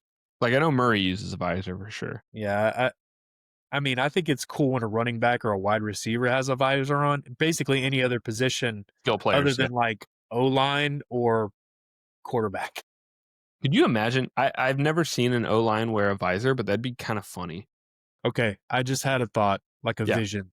I want Brandon Aubrey to go like Kirk Yeah, Chains, put on the visor and walk out there with like a big chain on and nail dude, a 70-yarder this a season. I kicker, want it to happen. a kicker wearing a visor would go viral. Do That'd it. be so Do funny. it. George Pickens, This is tough. better, and that's twofold. One, because I'm he's still better going to than say CeeDee Lamb. diva.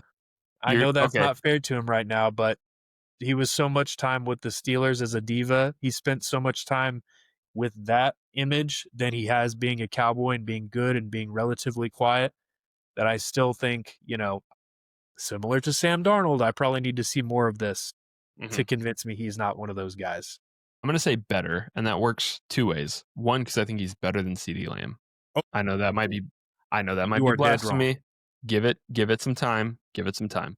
The other, better, Bettor, because they were in Vegas and he was high rolling with CD. So, you know, that'll work Hopefully they there. weren't sports betting. God, I hope not, right? Kickers. I'm gonna say clutch. Nerves. Nerves, yeah. Yeah. It's this might be the most important because this is the position that swings games, right? Like without a doubt, NFL games especially, they are so close. Most NFL games are within a touchdown or within 2 touchdowns. Right. So a kicker can 100% make a difference every single game. Mike McDaniel. See, I put a little bit of you hate with the Chris Collinsworth and put a little me hate with this Mike McDaniel thing. I Yeah, don't what really like him. But what do you think about him? What's your one word? potential? Potential. Okay. I That's think that fair, he man. has a lot of potential as a head coach that hasn't been seen yet. Yeah. And I think like I've said, he clearly like the guys want to play for him, right? Seems like he's got a good grasp of the locker room. And I would rather take that over some like offensive, defensive genius that can't hold the locker room together, right? So, as much as my biases come into play, and for some reason I can't take this guy seriously, um, he has been a good coach for the guys. Travis Kelsey, Ugh, man, this is tough. Taylor, What? Taylor. That's your word? I don't know, man. Washed. No, not washed. You don't think he's washed yet? Just like it's like Josh Allen, man. Like he's way too in my face all the damn time with everything. Like I wish Okay. that I would see less of Travis Kelsey, but I don't hate the guy, and I like have no reason to hate him. I don't know, man. It's tough. I don't know And that he's a not single word describes my feelings towards Travis Kelsey. washed. He's had a much better year this year even than he had last year. Like last year was just a weird Yeah, I down mean year for him. he is a Hall of Fame tight end, Absolutely. so he's definitely not washed. I don't know. I'd pass. You know what? Let's pick an easy one. I'll just say legend. He is. Okay. He's a good tight end. He's got the personality. He's got, the stats to back it up. He will be looked at as like all around one of the better players of all time, I would think. Yeah, probably so. Snow games. Epic. Epic. I love that. Yeah, that's good. I'll take that one. Dude, we've talked about it already when we were talking about dome stadiums. Snow games are the best. Yes. I obviously born, raised, and played football in Texas, so I never got to experience a snow game. I wish I was able to, but God, it looks like so much fun. And I prefer cold weather over warm weather, so that would work double for me. I love snow games. The NFC North. History. These are historic franchises. Yeah. Yeah. Actually, I was going to go with the same thing. I was going to say history. I feel like each one of these are one of the more older franchises in the league. I think Minnesota's the youngest franchise here, and even they were 60s, I think. So, yeah, teams have been around a long time. Linebackers. So I'm kind of tossed up with this one, right? They're not flashy like defensive backs would be. They aren't your anchors like defensive line or I'm with you. I'm defensive with you. tackles. Bear They're with me right in here. the middle, but they're still so important. Bear with me here. Yeah. Your D line are the meat. Hmm. Your linebackers are the potatoes. Okay. Potato. Potatoes. Potato is a good word for linebackers. Thanksgiving football. Tradition. Hell yeah. Tradition, This is one of my family. favorite things about the Cowboys, man. I'm sure other people hate it. This is probably a large part of why people hate the Cowboys and probably similar feelings to how I feel about Josh Allen and Travis Kelce. Like, it's Thanksgiving. Having to see You're them going to be every with year. your family. People are going to be around watching football. And oh, look who it is every freaking year, the Dallas Cowboys. So I get it. But for me, it's awesome. Quick little trivia. Who's the other team that always plays on Thanksgiving? It's Detroit, right? Detroit. Yep. Detroit Lions always play on Thanksgiving. So do the Cowboys. Yeah. Thanksgiving football, like whenever I think about it, my mind shoots back to just literally any Thanksgiving where I've been. And I can like envision myself watching football. I have like uncles or my dad or any family members just crowding around watching the game, eating leftovers. Yeah, I'm on my like third helping of ham and cranberry sauce. Yeah, yeah. So I mean that's the best time of the year. Good We're in memories the thick of it in terms of like the best part of football season. So, for sure. which by That the was way, good. That was a cool exercise. yeah, that was the last one there. Speaking of, will be a little bit of a shorter episode next week since next week is Thanksgiving. We'll still try to post it on Thursday, but yeah, we're looking forward to that. Let's go ahead and wrap up. We'll do our picks and Yeah. our outro. Yeah, this is a long episode. We got to do our picks real quick. Why don't you go ahead and go first? I I will. Okay. believe the score. I'll have the real score down below. I always put it like right here or so. But I believe I got 3 last week and you got 3 or 2? you got two with I only Dolphins got over 2? Commanders and Niners over Cardinals. I got two with Bears over Vikings. So I believe that puts us at 32 for me and 20 for you. Okay. That might Still. be wrong, but I'll have the real scores. So I will say there's several easy picks this week, but I'm not going to take the coward's way out. My first pick is going to be the Rams at home over the Bucks. I don't think that's necessarily an easy pick because the Bucks are not a bad team, but I do think the Rams are superior here. They're at home. they'll take care of business against the Bucks. Looking at this now, I'm realizing all my picks are for home teams, so maybe that's the theme for the week. I'll take the Packers at home over the Vikings. That's probably my easiest pick of the week. I got Niners at home over the Panthers. So I feel like I'm sticking here with maybe a team of I'm the facts teams, my facts teams from earlier. These are the teams I'm picking this week. So maybe that's another thing too. So Yeah. Niners over Panthers at home. The And then my McCaffrey Bowl. What? The McCaffrey Bowl. Yeah. Yeah, that's right. And then my upset pick, and oh my gosh, I've never wanted something to happen more than this. Tell me. Cowboys over Eagles at home at A&T. Eagles are 3.5-point favorites. The Cowboys are the Really? dark horse. We're riding momentum. I feel it in my bones. I want to upset the Eagles and win at least one game of the series this year. So that's my upset for the week. You just might win that one. And I'm surprised that it's only 3.5 for the Eagles. That's Vegas knows what they're doing though, so I'm going to trust that. Yeah. Mine, I have the Bears at they're at -2.5. I think they keep it rolling and they get to 8-3 at home over the Steelers. The Browns on the road over the Raiders. And the Raiders, this isn't my upset pick, but it would technically be an upset. Raiders are a 4-point favorite here. Since 1999, quarterbacks are 0-17 in their debut career start. Woof. Door is going to break this streak, cementing him as the Browns quarterback for the future. You're putting your money where your mouth is. I like it.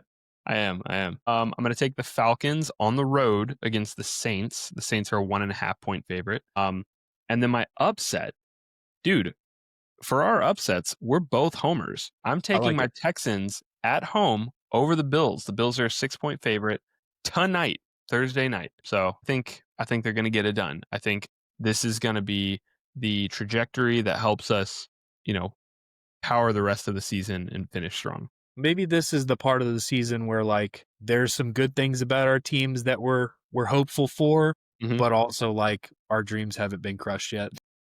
Yeah, we're very hopeful for the good things and ignoring the bad things. Exactly. That's it. That is episode 12 of the High Point podcast. Thank you for listening. Thank you for commenting along. We got quite a bit of views, at least on YouTube, on our last video, which we really appreciate. I am your host at Rick High Jr., Jacob at JDubTines. You can find us on all podcast platforms. We're on Spotify, on Apple Podcasts, Pocket Casts, etc., etc., etc. Of course, you can always follow along with all the games by watching the video on YouTube. And then, of course, finding us anywhere else that you can. We're always wanting to bring in new potential fans. You can find us on all of our social media accounts at High Point Pod. We're on Instagram where we post a little bit, and then we have a Twitter account as well, or an X account. Again, thank you for listening. Thank you for following along. We really appreciate it, and we will look forward to this upcoming Thanksgiving week. Woohoo! Peace. Bye.